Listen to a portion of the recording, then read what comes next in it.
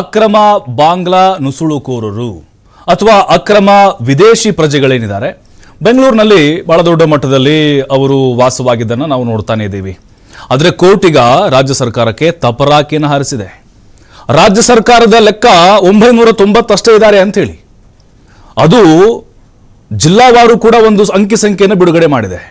ಆದರೆ ಕೋರ್ಟ್ ಹೇಳ್ತಾ ಇರೋದು ಬೆಂಗಳೂರಿನಲ್ಲಿ ಬರೋಬ್ಬರಿ 20 ಲಕ್ಷಕ್ಕಿಂತ ಹೆಚ್ಚು ಅಕ್ರಮ ಬಾಂಗ್ಲಾ ವಲಸಿಗರಿದ್ದಾರೆ ಅಂತ ಹೇಳಿ. ನಮ್ಮ ದೇಶದ ಆಂತರಿಕ ಭದ್ರತೆಗೆ ಅಪಾಯ ತರುವಂತಹ ಸೂಚನೆಗಳು ಕಾಣಿಸ್ತಿದ್ದಾವಂತೆ. ಹಾಗಾಗಿ ರಾಜ್ಯ ಸರ್ಕಾರ ಯಾಕೆ ಸಾಫ್ಟ್ ಕಾರ್ನರ್ ಮಾಡ್ತಾ ಇದೆ ನೋಡಿ. ಅಲ್ಲಿ ಹಿಂದೂ ಸಂಘಟನೆ ಕೆಲವು ಕಾರ್ಯಕರ್ತರು ಹೋದಾಗ, ಆಪರೇಷನ್ ಮಾಡ್ಲಿಕ್ಕೆ ಹೋದಾಗ ಅವ್ರಿಗೆ ಅಧಿಕಾರ ಇಲ್ಲ ಕಾನೂನಾತ್ಮಕವಾಗಿ. ಆದರೆ ಅವ್ರನ್ನ ಪತ್ತೆ ಹಚ್ಚುವಂಥ ಕೆಲಸ ಅಥವಾ ಮಾಹಿತಿ ಕೊಡುವಂಥ ಕೆಲಸ ಹೋದ್ರೆ ಅವ್ರ ಮೇಲೆ ಕೇಸ್ ಹಾಕುವಂಥ ಪ್ರವೃತ್ತಿಯನ್ನ ಕಾಂಗ್ರೆಸ್ ಸರ್ಕಾರ ಮಾಡ್ತು. ಇದು ಕೂಡ ಬಹಳಷ್ಟು ವಿರೋಧಕ್ಕೆ ಕಾರಣ ಆಯಿತು. ಯಾಕೆ ಹಾಗಾದ್ರೆ ಪೊಲೀಸರು ಮಿನಾಮೇಷ ಮಾಡ್ತಿದ್ದಾರೆ? ಇನ್ನೊಬ್ಬರು ಡಾಕ್ಟರು ಮಾಹಿತಿ ಕೊಟ್ಟರು ಅಂತ ಹೇಳಿ ಅವ್ರ ಮೇಲೆ ಕೇಸು.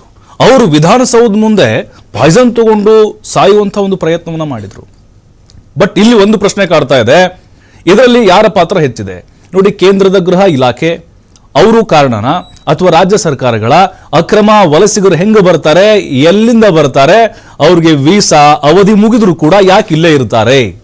ಅವ್ರಿಗೆ ರೇಷನ್ ಕಾರ್ಡ್ ಸಿಗ್ತಾ ಇದೆ, ಆಧಾರ್ ಸಿಗ್ತಾ ಇದೆ, ಮತ್ತು ವೋಟರ್ ಐಡಿ ಸಿಗ್ತಾ ಇದೆ, ಕರೆಂಟು ಎಲ್ಲ ಕರ್ನಾಟಕ ಜನರ ತೆರಿಗೆ ಅವ್ರ ಬಾಯಿಗೆ ಹೋಗಿ ಹಾಕ್ತಾ ಇದ್ದೇವೆ ನಾವು. ಹಾಗಾಗಿ ನೋಡಿ, ಬೆಂಗಳೂರಿನ ಬಹುತೇಕ ಕಡೆಗಳಲ್ಲಿ ಈ ಅಕ್ರಮ ಬಾಂಗ್ಲಾ ವಲಸಿಗರು ನೆಲೆಸಿದ್ದಾರೆ. ಅಕ್ರಮ. ಹಾಗಾಗಿನೇ ಏನು ಕಾರ್ಯಾಚರಣೆ ನಿರಂತರವಾಗಿ ಕ್ಷಿಪ್ರವಾಗಿ ಆಗಬೇಕಾಗಿದೆ. ಓವರಾಲ್ ನಮ್ಮ ದೇಶದಲ್ಲಿ 2 ಕೋಟಿಗಿಂತ ಹೆಚ್ಚು ಅಕ್ರಮ ವಿದೇಶಿಗರು ನೆಲೆಸಿದ್ದಾರೆ ಅನ್ನುವಂತಹ ವಿಚಾರ ನಿಜಕ್ಕೂ ಶಾಕಿಂಗ್ ಅಂತ ಹೇಳ್ಬೋದು. ಎಲ್ಲದರ ಬಗ್ಗೆ ಚರ್ಚೆ ಮಾಡಲಿಕ್ಕೆ ನಮ್ಮ ಜೊತೆಗೆ ಅತಿಥಿಗಳು ಜಾಯ್ನ್ ಆಗಿದ್ದಾರೆ. ಅವ್ರನ್ನ ಸ್ವಾಗತ ಮಾಡ್ತೀನಿ. ಆಮ್ ಆದ್ಮಿ ಪಕ್ಷದ ವಕ್ತಾರರಾಗಿರುವಂತಹ ಡಾಕ್ಟರ್ ದಿನೇಶ್ ಹೇರೋಹಳ್ಳಿ ಅವರು ಜಾಯ್ನ್ ಆಗಿದ್ದಾರೆ. ಸರ್ ನಮಸ್ತೆ, ಕಾರ್ಯಕ್ರಮಕ್ಕೆ ಸ್ವಾಗತ. ನಮಸ್ಕಾರ. ಇನ್ನು ಬಿಜೆಪಿ ವಕ್ತಾರರಾಗಿರುವಂತಹ ದಿಲೀಪ್ ಕುಣಿಗಲ್ ಅವರು ಜಾಯ್ನ್ ಆಗಿದ್ದಾರೆ. ಸರ್ ನಮಸ್ತೆ. ನಮಸ್ತೆ ಸರ್. ಕಾರ್ಯಕ್ರಮಕ್ಕೆ ನಮಸ್ತೆ ಸರ್. ಸ್ವಾಗತ ಸರ್. ಇನ್ನು ಸುಪ್ರೀಂ ಕೋರ್ಟ್ನ ಹಿರಿಯ ವಕೀಲರು ಸಂಕೇತ್ ಏಣಿಗೆ ಸರ್ ನಮ್ಮ ಜೊತೆಗೆ ಜಾಯ್ನ್ ಆಗ್ತಿದ್ದಾರೆ. ಸರ್ ನಮಸ್ತೆ, ಕಾರ್ಯಕ್ರಮಕ್ಕೆ ಸ್ವಾಗತ. ಎಸ್, ಆಮೇಲೆ ಜಾಯ್ನ್ ಆಗ್ತಾರೆ.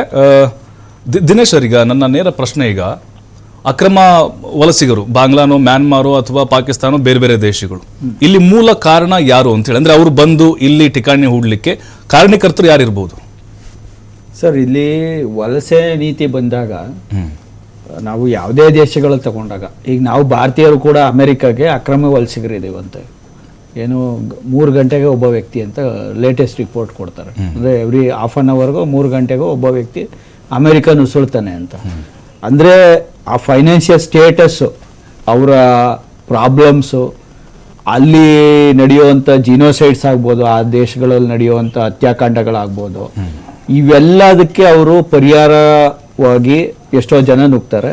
ಇನ್ನೆಷ್ಟೋ ಜನ ಅಕ್ರಮ, ಈಗ ಗಾಂಜಾ, ಅಫೀಮು ಇಂಥವನ್ನೆಲ್ಲ ಅಕ್ರಮವಾಗಿ ಸೇಲ್ ಮಾಡಬೇಕು ಅಂತ ಅಕ್ರಮವಾಗಿ ದೇಶಕ್ಕೆ ನುಗ್ತಾರೆ. ಈ ಥರ ಹಲವಾರು ವಿಧವಾಗಿ ಇದೇ ಏನಾಗ್ತಾ ಇದೆ ಅಂದರೆ ಇನ್ಫಿಲ್ಟ್ರೇಷನ್ ಜಾಸ್ತಿ ಆಗ್ತಾ ಇದೆ. ಬಟ್ ನಮ್ಮ ದೇಶಕ್ಕೆ ಇದು ಇವತ್ತಿಂದ ನಡೀತಾ ಇಲ್ಲ. ಯಾಕಂದರೆ 1971 ಇಂದಿರಾ ಗಾಂಧಿ ಅವರು ಏನು ಇದೇ ಥರ 10 ಲಕ್ಷ ಜನ ಬಾಂಗ್ಲಾ ಅಕ್ರಮ ವಲಸಿಗರು ಅವತ್ತೊಂದು ದಿವಸ ಏನು ಭಾರತಕ್ಕೆ ನುಸುಳಿದ್ರು. ಅವ್ರನ್ನೆಲ್ಲ ವಾಪಸ್ ಕಳಿಸೋದಕ್ಕೆ ಅವರು ಯುದ್ಧ ಮಾಡಿದ್ರು. ಅವತ್ತು ಏನು ವೆಸ್ಟ್ ಪಾಕಿಸ್ತಾನ, ಈಸ್ಟ್ ಪಾಕಿಸ್ತಾನ ಅಂತ, ಇದು ಈಸ್ಟ್ ಪಾಕಿಸ್ತಾನ ಅಂತ ಏನಿತ್ತು, ಈ ಈಸ್ಟ್ ಪಾಕಿಸ್ತಾನನ ಬಾಂಗ್ಲಾದೇಶ ವಿಮೋಚನೆ ಮಾಡಿ ಅವತ್ತು ಒಂದು ಕಂಟ್ರೋಲ್ಗೆ ತಂದು ಇಟ್ಟಿದ್ರು. ಇವತ್ತೇನಾಗಿದೆ ಅಂದರೆ ಇದೇ ಬಾಂಗ್ಲಾದೇಶ ಇವತ್ತು ಮತ್ತೆ ಈಸ್ಟ್ ಪಾಕಿಸ್ತಾನ ಆಯಿತು. ಯಾಕಂದರೆ ಶೇಖ್ ಹಸೀನಾ ಅವ್ರನ್ನ ಓಡಿಸಿ ಅಲ್ಲಿ ನಡೆದಂಥ ಬೆಳವಣಿಗೆಗಳಿಂದ ಇವತ್ತು ಮತ್ತೆ ಅದು ಬಾಂಗ್ಲಾದೇಶ ಇವತ್ತು ಪಾಕಿಸ್ತಾನದ ಕಪಿಮುಷ್ಟಿಗೆ ಬಂದುಬಿಟ್ಟಿದೆ. ಇವತ್ತು ಇದನ್ನ ನಾವು ಕನ್ಸಿಡರೇಷನ್ ಈಸ್ಟ್ ಪಾಕಿಸ್ತಾನ. ಹಿಂದೆ ಇಂದಿರಾ ಗಾಂಧಿ ಅವರು ಬಾಂಗ್ಲಾದೇಶವನ್ನ ಕಂಟ್ರೋಲಲ್ಲಿ ಇಟ್ಟಿದ್ರು. ಇವತ್ತು ಮೋದಿ ಅವರು ಆ ಕಂಟ್ರೋಲ್ನ ಕೈ ತಪ್ಪಿಸ್ಕೊಂಡು ಹೊಂಟೋಯ್ತು. ಬಾಂಗ್ಲಾದೇಶ ಇವತ್ತು ನಮ್ಮ ಕಂಟ್ರೋಲಲ್ಲಿ ಇಲ್ಲ. ಇವತ್ತು ಅಗೈನ್ ಇದು ಪಾಕಿಸ್ತಾನದ ಕಂಟ್ರೋಲ್ಗೆ ಹೋಯ್ತು. ಪಾಕಿಸ್ತಾನ ಕಂಟ್ರೋಲ್ ಅಂದ್ರೆ ಅಗೈನ್ ಇಟ್ಸ್ ಅಮೆರಿಕ ಸಪೋರ್ಟ್ ಕೊಟ್ಟಾಯ್ತು. ಇವತ್ತು ಅಲ್ಲಿ ನಡೆದಂಥ ಬೆಳವಣಿಗೆಗಳು, ಅಲ್ಲಿ ನಡೆದಂಥ ಇವೇನಾಗ್ತಾ ಇದೆ ಅಂದ್ರೆ ಇನ್ಫಿಲ್ಟ್ರೇಷನ್ ಜಾಸ್ತಿ ಆಗ್ತಾ ಇದೆ. ಯಾವ್ದು ಗಡಿ ಮಾರ್ಗಗಳು ಅಂದ್ರೆ ಎಸ್ಪೆಷಲಿ ನಾರ್ತ್ ಈಸ್ಟ್, ಇವತ್ತೇನು ವೆಸ್ಟ್ ಬೆಂಗಾಲ್ ಆಗಿರ್ಬೋದು, ಸಿಕ್ಕಿಮು, ಮಣಿಪುರ, ಈಶಾನ್ಯ ರಾಜ್ಯಗಳು, ಈ ಏನ್ 7 ಸಿಸ್ಟರ್ ಅಂತಾರೆ, ಈ ಮಾರ್ಗವಾಗಿ ಜಾಸ್ತಿ ಜನ ಬರ್ತಾ ಇರೋದು. ಅದ್ರ ಜೊತೆಗೆ ಏನು ಈ ಮಾರ್ಗಗಳಲ್ಲೇ ನದಿ ಮೂಲನೂ ಜಾಸ್ತಿ ಇದೆ. ಆ ನದಿ ಮಾರ್ಗವಾಗಿ ಜಾಸ್ತಿ ಬರ್ತಾ ಇದ್ದಾರೆ.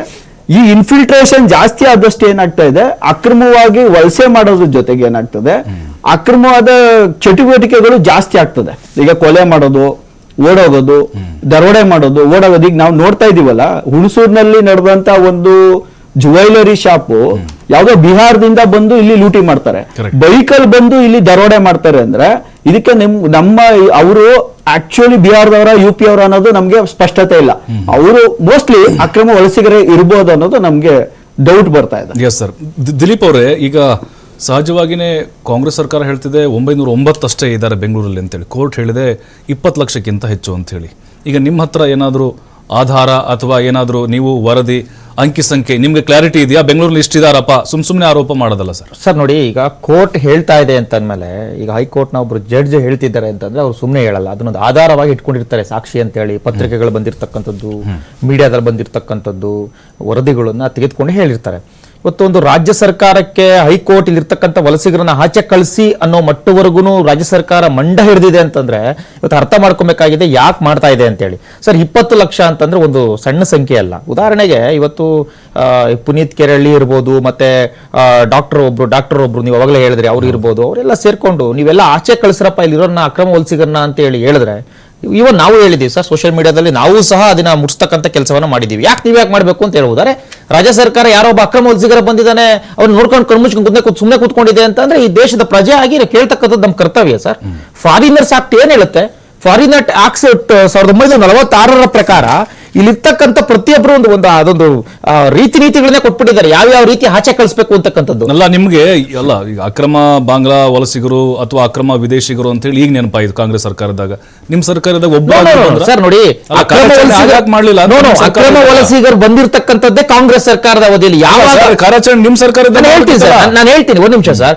ಈಗ ತುಂಬಾ ಮೀಡಿಯಾಗಳು ಹೋಗಿ ಸ್ಟಿಂಗ್ ಆಪರೇಷನ್ ಮಾಡಿದ್ದಾವೆ ಸರ್. ಆ ಮೀಡಿಯಾ ಸ್ಟಿಂಗ್ ಆಪರೇಷನ್ ಒಂದ್ಸಲ ಗಮನಿಸಿ. ಅವರೆಲ್ಲ ಬಂದಿರತಕ್ಕಂಥದ್ದು 5 ತಿಂಗಳು 6 ತಿಂಗಳು 1 ವರ್ಷದ ಅವಧಿಯಲ್ಲಿ. ಯಾಕೆ ಬಂದವರಿದ್ದಾರೆ, ಅವ್ರ ಹತ್ರ ಎಲ್ಲ ಇದೆ ಸರ್. ಆತರ ಎಲ್ಲರೂ ಕಳಿಸ್ಲಿ ಸರ್. ನಿಮ್ ಸರ್ಕಾರದಾಗ ಸರ್, ನಮ್ ಸರ್ಕಾರದ ಅವಧಿನಲ್ಲಿ ಬಂದಿದ್ದಾರೆ ಅಂತ ಹೇಳಿದ್ರೆ ಅದಕ್ಕೆ ಸಾಕ್ಷಿ ಕೊಡ್ಲಿ.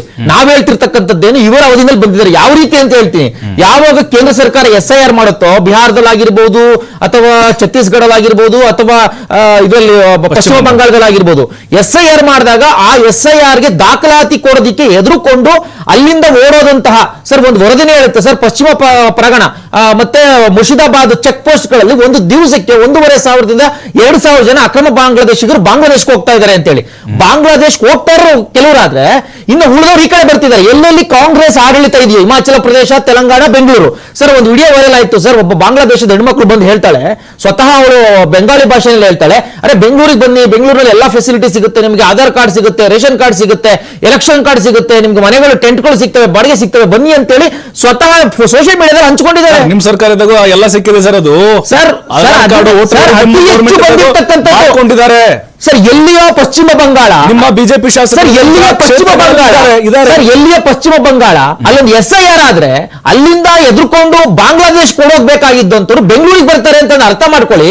ಇಲ್ಲಿ ಅಂತ ಸರ್ಕಾರ ಇದೆ, ಅವರನ್ನ ಓಲೈಸ್ತಕ್ಕಂಥ ಸರ್ಕಾರ ಇದೆ, ಅವ್ರಿಗೆ ವೋಟರ್ ID ಕೊಟ್ಟು ಮತದಾನ ಹಕ್ಕು ಕೊಟ್ಟು ಸಾಕ್ತಕ್ಕಂಥದ್ದು, ಅನ್ನ ನೀರು ಹಾಲನ್ನ ಎರೆದು ಸಾಕ್ತಕ್ಕಂಥ ಸರ್ಕಾರ ಈ ರಾಜ್ಯದಲ್ಲಿದೆ. ಆ ರಾಜ್ಯ ಸರ್ಕಾರ ಇರೋದಕ್ಕೆ ಇವತ್ತು ಕೋರ್ಟ್ ಎಂಟರ್ ಆಗಿರೋದು ಸರ್.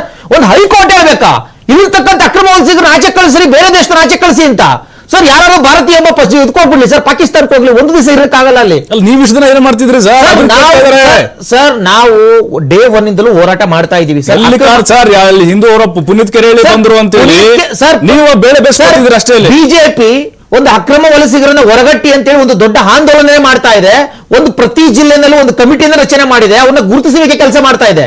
ಅಕಸ್ಮಾತ್ ಬಿಜೆಪಿ ವಕ್ತಾರ ಇದ್ದೀನಿ, ನಾನು ಹೋಗ್ಬಿಟ್ಟು ಇಲ್ಲಿ ಇರ್ತಕ್ಕಂಥ ಅಕ್ರಮ ವಲಸಿಗ ಆಚೆಗಟ್ಟಿ ಅಂತ ಹೇಳ್ಬಿಟ್ಟು ಪೊಲೀಸ್ ಸ್ಟೇಷನ್ ಕಂಪ್ಲೇಂಟ್ ಕೊಟ್ರೆ ಪೊಲೀಸ್ನವರು ಅಕ್ರಮ ವಲಸಿಗರ ಮೇಲೆ ಆಕ್ಷನ್ ತಗೊಳ್ಳಲ್ಲ ಸರ್, ನನ್ನ ಮೇಲೆ ಆಕ್ಷನ್ ತೆಗೆದುಕೊಳ್ತಾರೆ. ನಾಳೆ ನನ್ನ ಮೇಲೆ ಫೇರ್ ಆಗುತ್ತೆ. ಏನ್ ಮಾಡ್ಬೇಕು ನಾವು? ಈ ರೀತಿಯ ರಾಜ್ಯ ಸರ್ಕಾರ ಇರ್ತಕ್ಕಂಥದ್ದು ಅಕ್ರಮ ವಲಸಿಗರನ್ನ ಆಚೆ ಪತ್ತೆ ಹೆಚ್ಚಿಸುವಿಕೆ ಮತ್ತೆ ಬಂಧನ, ಫಾರಿನರ್ಸ್ ಆಕ್ಟ್ ಏನ್ ಹೇಳುತ್ತೆ ಸರ್? ಫಸ್ಟ್ ಸ್ಟೆಪ್ ಇರ್ತಕ್ಕಂಥದ್ದೇ ಐಡೆಂಟಿಫಿಕೇಶನ್ ಅಂಡ್ ಅರೆಸ್ಟ್, ಬಂಧನ ಇರ್ತಕ್ಕಂಥದ್ದು ರಾಜ್ಯ ಸರ್ಕಾರದ ಕರ್ತವ್ಯ. ಅದನ್ನು ಮಾಡಬೇಕಾಗಿರೋದು ರಾಜ್ಯ ಸರ್ಕಾರಗಳು. ಅದಾದ್ಮೇಲೆ ಫಾರಿನರ್ಸ್ ಟ್ರಿಬ್ಯುನಲ್ ಬರುತ್ತೆ, ಡಿಟೆನ್ಷನ್ ಸೆಂಟರ್ ಬರುತ್ತೆ, ಅದಾದ್ಮೇಲೆ ರಾಷ್ಟ್ರೀಯತೆ ದೃಢೀಕರಣ ಬರುತ್ತೆ, ಅದಾದ್ಮೇಲೆ ಬಂಧನ ಮತ್ತು ಶಿಕ್ಷೆ, ಅದಾದ್ಮೇಲೆ ಗಡೀಪಾರು. ಇಷ್ಟು ಪ್ರಕ್ರಿಯೆಗಳಿದೆ. ಈ 2 ಪ್ರಕ್ರಿಯೆಗಳು ಅವ್ರನ್ನ ಐಡೆಂಟಿಫಿಕೇಶನ್ ಮತ್ತೆ ಬಂಧನ ಮಾಡಬೇಕಾಗಿರ್ತಕ್ಕಂಥದ್ದು ರಾಜ್ಯ ಸರ್ಕಾರ ಕರ್ತವ್ಯ. ಅದನ್ನ ಮಾಡ್ತಾ ಇಲ್ಲ. ಓನ್ಲಿ ಒಂದು ಕಾರಣ ಏನು ಅಂತಂದ್ರೆ ಸರ್, ನೀವು ಅದನ್ನ ಬಹಳ ಕ್ಲಿಯರ್ ಆಗಿ ಇದನ್ನ ಕೇಳಿಸ್ಕೊಬೇಕು. ಅವು ಎಲ್ಲರೂ ಸಹ ಕಾಂಗ್ರೆಸ್ ವೋಟರ್ಸ್, ತುಷ್ಟೀಕರಣ ರಾಜಕಾರಣ, ಬಿಜೆಪಿ They are all ಸರ್ಕಾರ ಕಾಂಗ್ರೆಸ್ ವೋಟರ್ಸ್ ಅಂತ. ಕೇಂದ್ರದಲ್ಲಿ 2014ರಿಂದ ಏನ್ ಮೋದಿ ಸರ್ಕಾರ ಆಡಳಿತಕ್ಕೆ ಬಂತು ಅಲ್ಲಿಂದ ಇಲ್ಲಿವರೆಗೂ ಜಾಸ್ತಿ ಆಗ್ತಿದೆ ಅಂತ ಹೇಳಿ. ನೋ ಸರ್ ಇದು ಕ್ಲಿಯರ್ ಆಗಿ ಜಾಸ್ತಿ ಆಗಿರ್ತಕ್ಕಂಥದ್ದೇ ಪಶ್ಚಿಮ ಬಂಗಾಳದಲ್ಲಿ. ನೀವು ಒಪ್ಕೊಳ್ತೀನಿ, ಪಶ್ಚಿಮ ಬಂಗಾಳದಲ್ಲಿ ಮೊದಲಿನಿಂದಲೂ ಸಹ ಅಕ್ರಮ ವಲಸಿಗರಿದ್ದಾರೆ, ಸುಮಾರು ವರ್ಷಗಳಿಂದ ಇದ್ದಾರೆ. ಯಾಕೆ ಅಂತಂದ್ರೆ ಅಲ್ಲಿ ಬಾಂಗ್ಲಾದೇಶದಲ್ಲಿ ಮುರ್ಷಿದಾಬಾದ್ ಮತ್ತೆ ನಾರ್ತ್ ಪರಗಣ ಆ ಮಧ್ಯದಲ್ಲಿ ತಂತಿ ಬೇಲಿಯನ್ನು ಹಾಕಬಿಟ್ಟಿಲ್ಲ. ಮೊನ್ನೆ ಅಮಿತ್ ಶಾ ಅವರು ಒಂದು ಹೇಳಿಕೆ ಕೊಟ್ಟು ಸರ್, ನೀವು ಗಮನಿಸಿದ್ರಿ ಅನ್ಸುತ್ತೆ. ಅಮಿತ್ ಶಾ ಅವರು ಏನ್ ಹೇಳಿದ್ರು, ಅಲ್ಲಿ ಭೂಮಿ ನೀಡ್ತಾ ಇಲ್ಲ, 450 ಕಿಲೋಮೀಟರ್ ಭೂಮಿ ಕೊಡ್ತಾ ಇಲ್ಲ. ಕಾರಣ ಏನ್ ಹೇಳ್ತಿದ್ದಾರೆ ಮಮತಾ ಬ್ಯಾನರ್ಜಿ, ಇಲ್ಲಿ ನಾವು ಭೂಮಿ ಕೊಟ್ಬಿಟ್ರೆ ನೋಡಿ ಇಲ್ಲಿ ವಾಸ ಮಾಡ್ತಾ ಇದ್ದಾರೆ ಬಾರ್ಡರ್ ನಲ್ಲಿ, ಇಲ್ಲಿ ಇರ್ತಕ್ಕಂಥ ಗ್ರಾಮಸ್ಥರುಗಳದ್ದು ಜಾಗ ಜಮೀನು ಇದ್ರ ಬಾಂಗ್ಲಾದೇಶ ಭಾಗಕ್ಕೆ ಹೋಗ್ಬಿಡುತ್ತೆ. ಅವ್ರೇನ್ ಮಾಡ್ತಾರೆ, ಸಮಸ್ಯೆ ಆಗುತ್ತೆ, ನಾ ಜಮೀನ್ ಕೊಡ್ಲಿಕ್ಕೆ ಆಗಲ್ಲ ಅಂತ ಒಂದು ಕಾರಣವನ್ನ ಕೊಡ್ತಾರೆ. ಕೋಲ್ಕತ್ತಾ ಹೈಕೋರ್ಟ್ ಅವರಿಗೆ ಒಂದು ಸಲಹೆ ಕೊಡುತ್ತೆ, ಮಾರ್ಚ್ 31ನೇ ತಾರೀಕು 2026 ಒಳಗಡೆ ನೀವು ಕೊಡ್ಲೇಬೇಕು ಭೂಮಿಯನ್ನ ಅಂತ ಹೇಳಿದೆ ಸರ್. ಮತ್ತೆ ಅಮಿತ್ ಶಾ ಇನ್ನೊಂದು ಘೋಷಣೆ ಮಾಡ್ಬಿಟ್ಟಿದ್ದಾರೆ, ನೀವು ಈ ಬಾರಿ ಬಿಜೆಪಿ ಅಧಿಕಾರಕ್ಕೆ ತಗೊಂಬನ್ನಿ, 45 ದಿವಸಗಳಲ್ಲಿ ನಾವು ತಂತಿ ಬೇಲಿ ಹಾಕ್ತೀವಿ ಅಂತ ಹೇಳಿದೆ. ಆದ್ರೆ ಇವರು ಸುಮಾರು ವರ್ಷದಿಂದ ಆಡಳಿತ ಮಾಡ್ತಾ ಇರ್ತಕ್ಕಂಥದ್ದು ಬಾಂಗ್ಲಾದೇಶದವ್ರನ್ನ ಕರ್ಕೊಂಡ್ಬಂದು ಹಾಲೆರೆದು ಪೋಷಿಸಿ ಅವ್ರನ್ನ ಮತ ಬ್ಯಾಂಕ್ಗಳ ಕನ್ವರ್ಟ್ ಮಾಡ್ಕೊಂಡು ಮಮತಾ ಬ್ಯಾನರ್ಜಿ ರಕ್ಷಿಸ್ತಾ ಇರ್ತಕ್ಕಂಥದ್ದು. ಅಲ್ಲಿಂದ ತಪ್ಪಿಸ್ಕೊಂಡ್ಬಂದು ಅಲ್ಲೇನೇ ಸಮಸ್ಯೆ ಆದ್ರೆ ತಪ್ಪಿಸ್ಕೊಂಡ್ಬಂದು ಕಾಂಗ್ರೆಸ್ ಆಡಳಿತ ಇರ್ತಕ್ಕಂಥ ರಾಜ್ಯಗಳಲ್ಲಿ ಸೇರ್ಕೊಂತಾ ಇದ್ದಾರೆ ಸರ್. ಬರ್ತೀನಿ ಸರ್. ಈಗ ರಾಜಕೀಯವಾಗಿ ನೋಡ್ತಾ ಇದ್ರಿ, ವೋಟ್ ಬ್ಯಾಂಕ್, ಅಲ್ಪಸಂಖ್ಯಾತ ವೋಟ್ ಬ್ಯಾಂಕು, ಅದಕ್ಕೆ ಸ್ಥಳೀಯ ಶಾಸಕರದ್ದು ಕೂಡ ಕೈವಾಡಿದೆ ಅನ್ನುವಂಥ ಆರೋಪಗಳು ಬರ್ತಾ ಇದೆ. ಅಂದ್ರೆ ಈ ಒಂದು ವ್ಯವಸ್ಥಿತವಾಗಿ ಹೇಗೆ ಸಂಚು ನಡೀತಿರ್ಬೋದು ಅಂತ ಹೇಳಿದ್ರೆ, ಇವರೇ ಬೇಕು ಅಂತ ಕರ್ಸ್ಕೊಳ್ತಿದ್ದಾರೆ. ಈಗ ನೋಡಿ ತ್ಯಾಜ್ಯ ವಿಲೇವಾರಿ ಘಟ್ಟದಲ್ಲಿ ಕೆಲಸ ಮಾಡ್ತಾರೆ, ಚಿಂದೆ ಆಯ್ತಾ ಇದ್ದಾರೆ. ಹಾಗಾಗಿ ಸ್ಥಳೀಯ ಶಾಸಕರ ಹಸ್ತಕ್ಷೇಪದ ಬಗ್ಗೆ ಹೇಳ್ತಾರೆ ನಾವು. ಇಲ್ಲ, ಒಂದು ಏನಾಗ್ತಾ ಇದೆ ಅಂದ್ರೆ ಈ ಅಸಂಘಟಿತ ಕಾರ್ಮಿಕರು ಅಂತ ಏನ್ ಕರಿತೀವಿ, ವರ್ಕ್ ರಿಲೇಟೆಡ್, ಎಸ್ಪೆಷಲಿ ಈ ಬ್ರಿಕ್ಸ್ ಇಂಡಸ್ಟ್ರಿ, ಫಾರ್ಮ್ ಹೌಸ್ಗಳು, ಪೌಲ್ಟ್ರಿ ಫಾರ್ಮ್ಗಳು, ಈ ತರ ಔಟ್ಸ್ಕರ್ಟ್ ಅಲ್ಲಿ ಕೆಲಸ ಮಾಡೋ ಏರಿಯಾಗಳಲ್ಲಿ ಏನಾಗ್ತಾ ಇದೆ ಅಂದ್ರೆ ಚೀಪ್ ಲೇಬರ್ ಇವರು. ಯಾಕಂದ್ರೆ ಅಲ್ಲಿಂದ ಜೀವ ಉಳಿಸ್ಕೊಂಡು ಬರುವಂತ ರೋಹಿಂಗ್ಯಾಗಳಾಗಿರ್ಬೋದು. ಒಂದೇ ನಿಮಿಷ ಸರ್, ಬರ್ತೀನಿ. ಮತ್ತೊಬ್ಬರು ಅತಿಥಿ ಜಾಯ್ನ್ ಆಗಿದ್ದಾರೆ, ಸುಪ್ರೀಂ ಕೋರ್ಟ್ನ ಹಿರಿಯ ವಕೀಲರು ಸಂಕೇತ್ ಏಣಿಗೆ ಅವರು. ಸರ್ ನಮಸ್ತೆ, ಕಾರ್ಯಕ್ರಮಕ್ಕೆ ಸ್ವಾಗತ. ನಮಸ್ಕಾರ. ನಮಸ್ತೆ ಸರ್, ವಾಪಸ್ ಬರ್ತೀನಿ ಸರ್. ದಿನ ಸರ್ ಕಂಟಿನ್ಯೂ ಮಾಡಿ. ಈ ಏನು ಹೊರಗಡೆಯಿಂದ ಬಂದವರು ಜೀವ ಉಳಿಸ್ಕೊಳಕ್ ಎಷ್ಟೋ ಬಂದವರು, ರೋಹಿಂಗ್ಯಾಗಳಾಗಿರ್ಬೋದು, ಇವರೆಲ್ಲ ಇವತ್ತೇನಾಗ್ತಾ ಇದೆ, ಅಂಥವರು ಕೂಡ ಚೀಪ್ ಲೇಬರ್. ಈಗ ನಮ್ಮ ಜನಕ್ಕೆ ಏನ್ ಬೇಕು, ಕಡಿಮೆ ಚೀಪ್ ಲೇಬರ್ ಬೇಕು ಅಂದ್ಬಿಟ್ಟು ಕರ್ಕೊಬಂದು ಅವ್ರ ಪೂರ್ವಾಪರ ತಿಳಿದೆ ಅವ್ರಗಳಿಗೆ ಕೆಲಸ ಕೊಡ್ತಾ ಇದ್ದಾರೆ. ಅವ್ರಿಗೇನೋ ಒಂದು ರೇಷನ್ ಕೊಟ್ಬಿಟ್ಟು 5,000 6,000 ಸಂಬಳ ಕೊಟ್ಟು ಇಟ್ಕೊಳ್ತಾ ಇದ್ದಾರೆ. ಆ ಒಂದು ನೀತಿಯಿಂದನೂ ಕೂಡ ಇವ್ರುಗಳು ಎಂಟ್ರಿ ಆಗಕ್ಕೆ ಆಗ್ತಾ ಇರೋದು. ಯಾಕಂದ್ರೆ ನಾವು ಜಾಗ ಕೊಟ್ರೆ ತಾನೇ ಅವ್ರು ಬರೋಕ್ಕಾಗುತ್ತೆ. ಅದು ಒಂದು ಇಂಪಾರ್ಟೆಂಟು. 2001 ಸೆನ್ಸಸ್ ಪ್ರಕಾರ ಸುಮಾರು 30 ಲಕ್ಷ ಜನ ಇದ್ದಂತ ಈ ಬಾಂಗ್ಲಾದೇಶಿಗರು ಇವತ್ತು 2016 ಸೆನ್ಸಸ್ ಪ್ರಕಾರ 2 ಕೋಟಿಗೆ ರೀಚ್ ಆಗಿದ್ದಾರೆ ಅಂತ ಮಾಹಿತಿ ಇದೆ. 2 ಕೋಟಿ ಜನ ಇದ್ರೊಳಗಡೆ ಇದ್ದಾರೆ. ಅದ್ರ ಒಳಕ್ಕೆ ಈ ಏನು ಬರೀ ಇಂಥವ್ರೆ ಅಲ್ಲ, ವೀಸಾ ಎಕ್ಸ್ಪೈರ್ಡ್ ಆಗಿರೋರೆ ಸುಮಾರು 1.25 ಲಕ್ಷ ಜನ ಇದ್ದಾರೆ. 2019ರಲ್ಲಿ ಸುಮಾರು 54,000 ಜನ, 2020ರಲ್ಲಿ 40,000 ಚಿಲ್ಲರೆ, 2021ರಲ್ಲಿ ಒಂದು 25,000. ಅಂದ್ರೆ ವೀಸಾ ಎಕ್ಸ್ಪೈರ್ಡ್ ಆಗಿರೋರೆ 1.25 ಲಕ್ಷ ಜನ ಇದ್ದಾರೆ. ಅದ್ರ ಜೊತೆಗೆ ನೀವು ಬರೀ ಬಾಂಗ್ಲಾದೇಶದವ್ರನ್ನೇ ತಗೋಬಿಡಿ, ನೈಜೀರಿಯಾದವರು, ಇವತ್ತು ನೈಜೀರಿಯಾ ಆಗ್ಬೋದು, ಈ ಆಫ್ರಿಕನ್ ಕಂಟ್ರಿಗಳಿಂದ ಸಾಕಷ್ಟು ಸ್ಮಗ್ಲಿಂಗ್ ಮಾಡ್ತಾ ಇರೋರು ಇವತ್ತು ಬೆಂಗಳೂರಲ್ಲಿ ಹೈಯೆಸ್ಟ್ ನಾರ್ಕೋಟಿಕ್ಸ್ ನ ಬೆಳೆಸಿರೋರು. ಅವ್ರುಗಳು ಏನ್ ಮಾಡ್ತಾ ಇದ್ದಾರೆ, ಇಲ್ಲೇ ಮದುವೆ ಮಾಡ್ಕೊಂಡು ಮಕ್ಳು ಕೂಡ ಮಾಡ್ಕೊಂಡವ್ರೆ. ಅವರು ಫಸ್ಟೇ ಕೇಸ್ ಹಾಕಿಸ್ಕೋತಾರಂತೆ. ನಮ್ಮ ನ್ಯಾಯಾಂಗ ವ್ಯವಸ್ಥೆ ಎಷ್ಟು ವೀಕ್ ಆಗಿದೆ ಅಂತ ಹೇಳ್ಬಿಡ್ತೀನಿ. ಒಬ್ಬ ವ್ಯಕ್ತಿ ಬಂದ್ಬಿಟ್ಟು ಇಲ್ಲಿ ಡ್ರಗ್ಸ್ ಜಾಲ ಮಾಡಿ ಅವ್ನ್ ಕೇಸ್ ಹಾಕಿಸ್ಕೋತಾನಂತೆ. ಅವ್ನ್ ವೀಸಾ ಎಕ್ಸ್ಪೈರ್ಡ್ ಆದ್ರೆ ಇವ್ರು ಆಚೆ ಕಳ್ಸಂಗಿಲ್ವಂತೆ, ಕೇಸ್ ಕ್ಲಿಯರ್ ಆಗತ್ತಂಕ. ಆ ಕೇಸ್ ಕ್ಲಿಯರ್ ಆಗೋದಕ್ಕೆ ಅವ್ನು ಹೆಂಡತಿ ಮಕ್ಕಳು ಮೊಮ್ಮಕ್ಕಳು ಎಲ್ಲ ಮಾಡ್ಕೊಬಿಟ್ಟಿರ್ತಾನೆ. ಅದ್ರ ಮೇಲೆ ಇನ್ನ 4 ಕೇಸ್ ಮಾಡ್ಕೋತಾನೆ. ಅಂದ್ರೆ ನಮ್ಮಲ್ಲಿ ಶಿಕ್ಷೆ ಪ್ರಮಾಣ ತುಂಬಾ ಕಡಿಮೆ. ನಮ್ಮಲ್ಲಿ ಇವತ್ತೇನು ಮೋದಿ ಅವರು ಇಷ್ಟು ವರ್ಷ ಆಡಳಿತ ಮಾಡಿ ಇವತ್ತು ಡ್ರಗ್ಸ್ ಗಾಂಜಾ ಇವೆಲ್ಲ ಮಾಡಿದವ್ರಿಗೆ, ಮೊನ್ನೆ ಒಬ್ರು ಹೇಳ್ತಾರೆ, ಹೈಕೋರ್ಟ್ ಅಡ್ವೊಕೇಟು, ಒಬ್ಬ ಗಾಂಜಾ ತಗೊಬಂದಂತೆ 80 kg ಗಾಂಜಾ ಸಿಕ್ಕಾಕೊಂಡಿದ್ದೆ ನೈಜೀರಿಯನು.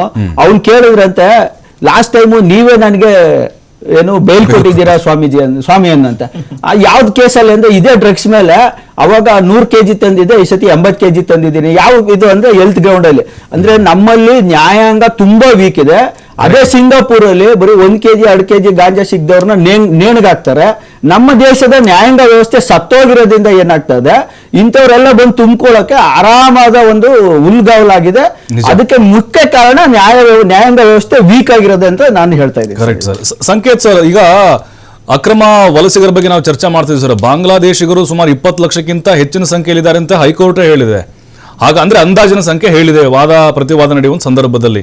ಹಾಗಾಗಿ ಈಗ ಕಾನೂನು ಏನ್ ಹೇಳುತ್ತೆ ಅಂತ, ಅಕ್ರಮವಾಗಿ ಬಂದವ್ರನ್ನ ಹೇಗೆ ಆಚೆ ದಬ್ಬೋದು, ಅದರ ಜೊತೆಗೆ ಇಲ್ಲೇ ಬಂದು ಎಲ್ಲ ಸೆಟ್ಲ್ ಆಗಿರ್ತಾರೆ, ಎಲ್ಲ ಸಿಗ್ತಾ ಇರುತ್ತೆ, ಅವ್ರನ್ನ ಹೊರ ಕಳಿಸುವಂತ ಒಂದು ಪ್ರಕ್ರಿಯೆಗಳು ಹೇಗಿರುತ್ತೆ?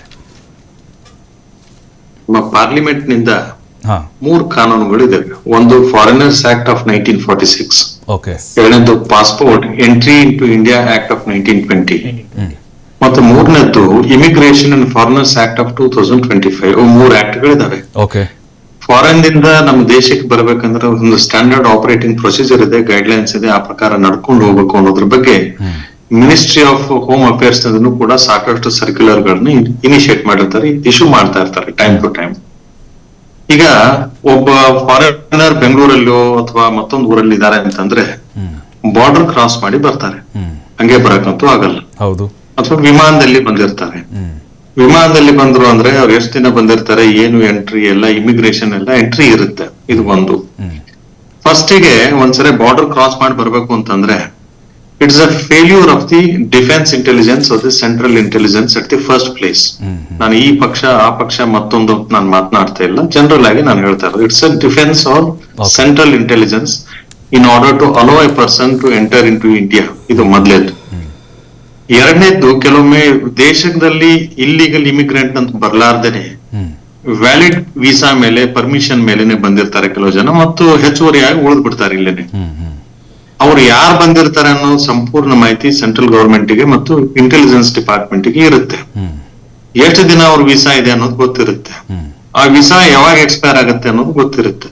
ಆದಾಗ್ಯೂ ಕೂಡ ಅವ್ರು ವಾಪಸ್ ಹೋಗಿಲ್ಲ ಅನ್ನೋದು ಮಾಹಿತಿ ಅವ್ರಿಗೆ, ಅದರ ಬಗ್ಗೆ ಚೌಕಾಶಿ ಮಾಡದೇ ಇರೋದು, ತನಿಖೆ ಮಾಡದೇ ಇರೋದು, ಅವ್ರನ್ನ ಹುಡ್ಕೋದಕ್ ಪ್ರಯತ್ನ ಮಾಡದೇ ಇರೋದು ಏನಿದೆ, that is again an intelligence failure. ಇದು ಎರಡನೇ ವಿಚಾರ.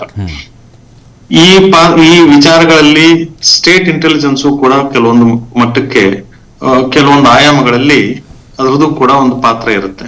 ಏನಂದ್ರೆ ಹೊರದೇಶದಿಂದ ಈ ದೇಶಕ್ಕೆ ಬಂದಿದ್ದಾರೆ ಅಂತಂದ್ರೆ, ಒಂದು ಹೊರದೇಶದಿಂದ ಒಬ್ಬ ಮನುಷ್ಯ ಬೆಂಗಳೂರಿಗೆ ಬಂದಿದ್ದಾರೆ, ಬೆಂಗಳೂರು ಏರ್ಪೋರ್ಟ್ ಗೆ ಬಂದಿದ್ರು ಅಂತ ತಿಳ್ಕೊಳ್ಳಿ.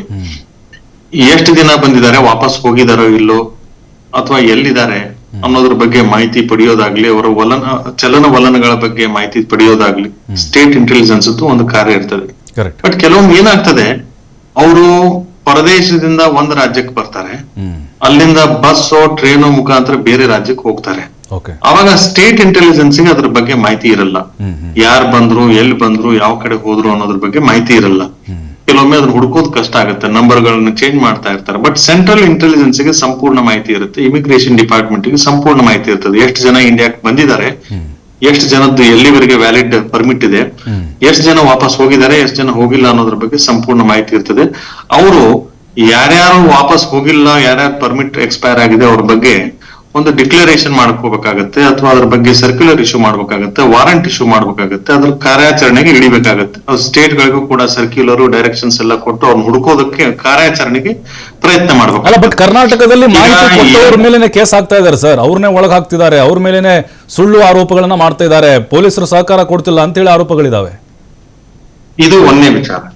ಈಗ ಅಕ್ರಮ ವಲಸಿಗರು ಅಂತ ಬಂದ ತಕ್ಷಣ ಇದು ಒಂದು ನ್ಯಾಷನಲ್ ಸೆಕ್ಯೂರಿಟಿ ಥ್ರೆಟ್. ಇದು ಬರೀ ಒಂದು ಸಾಮಾನ್ಯ ವಿಚಾರ ಅಂತಲ್ಲ. ಅವ್ರು ದುಡಿಯಕ್ ಬಂದಿದಾರೋ ಮತ್ತೊಂದಕ್ಕೆ ಬಂದಿದಾರೋ ಅದು ಎರಡನೇ ಮಾತು.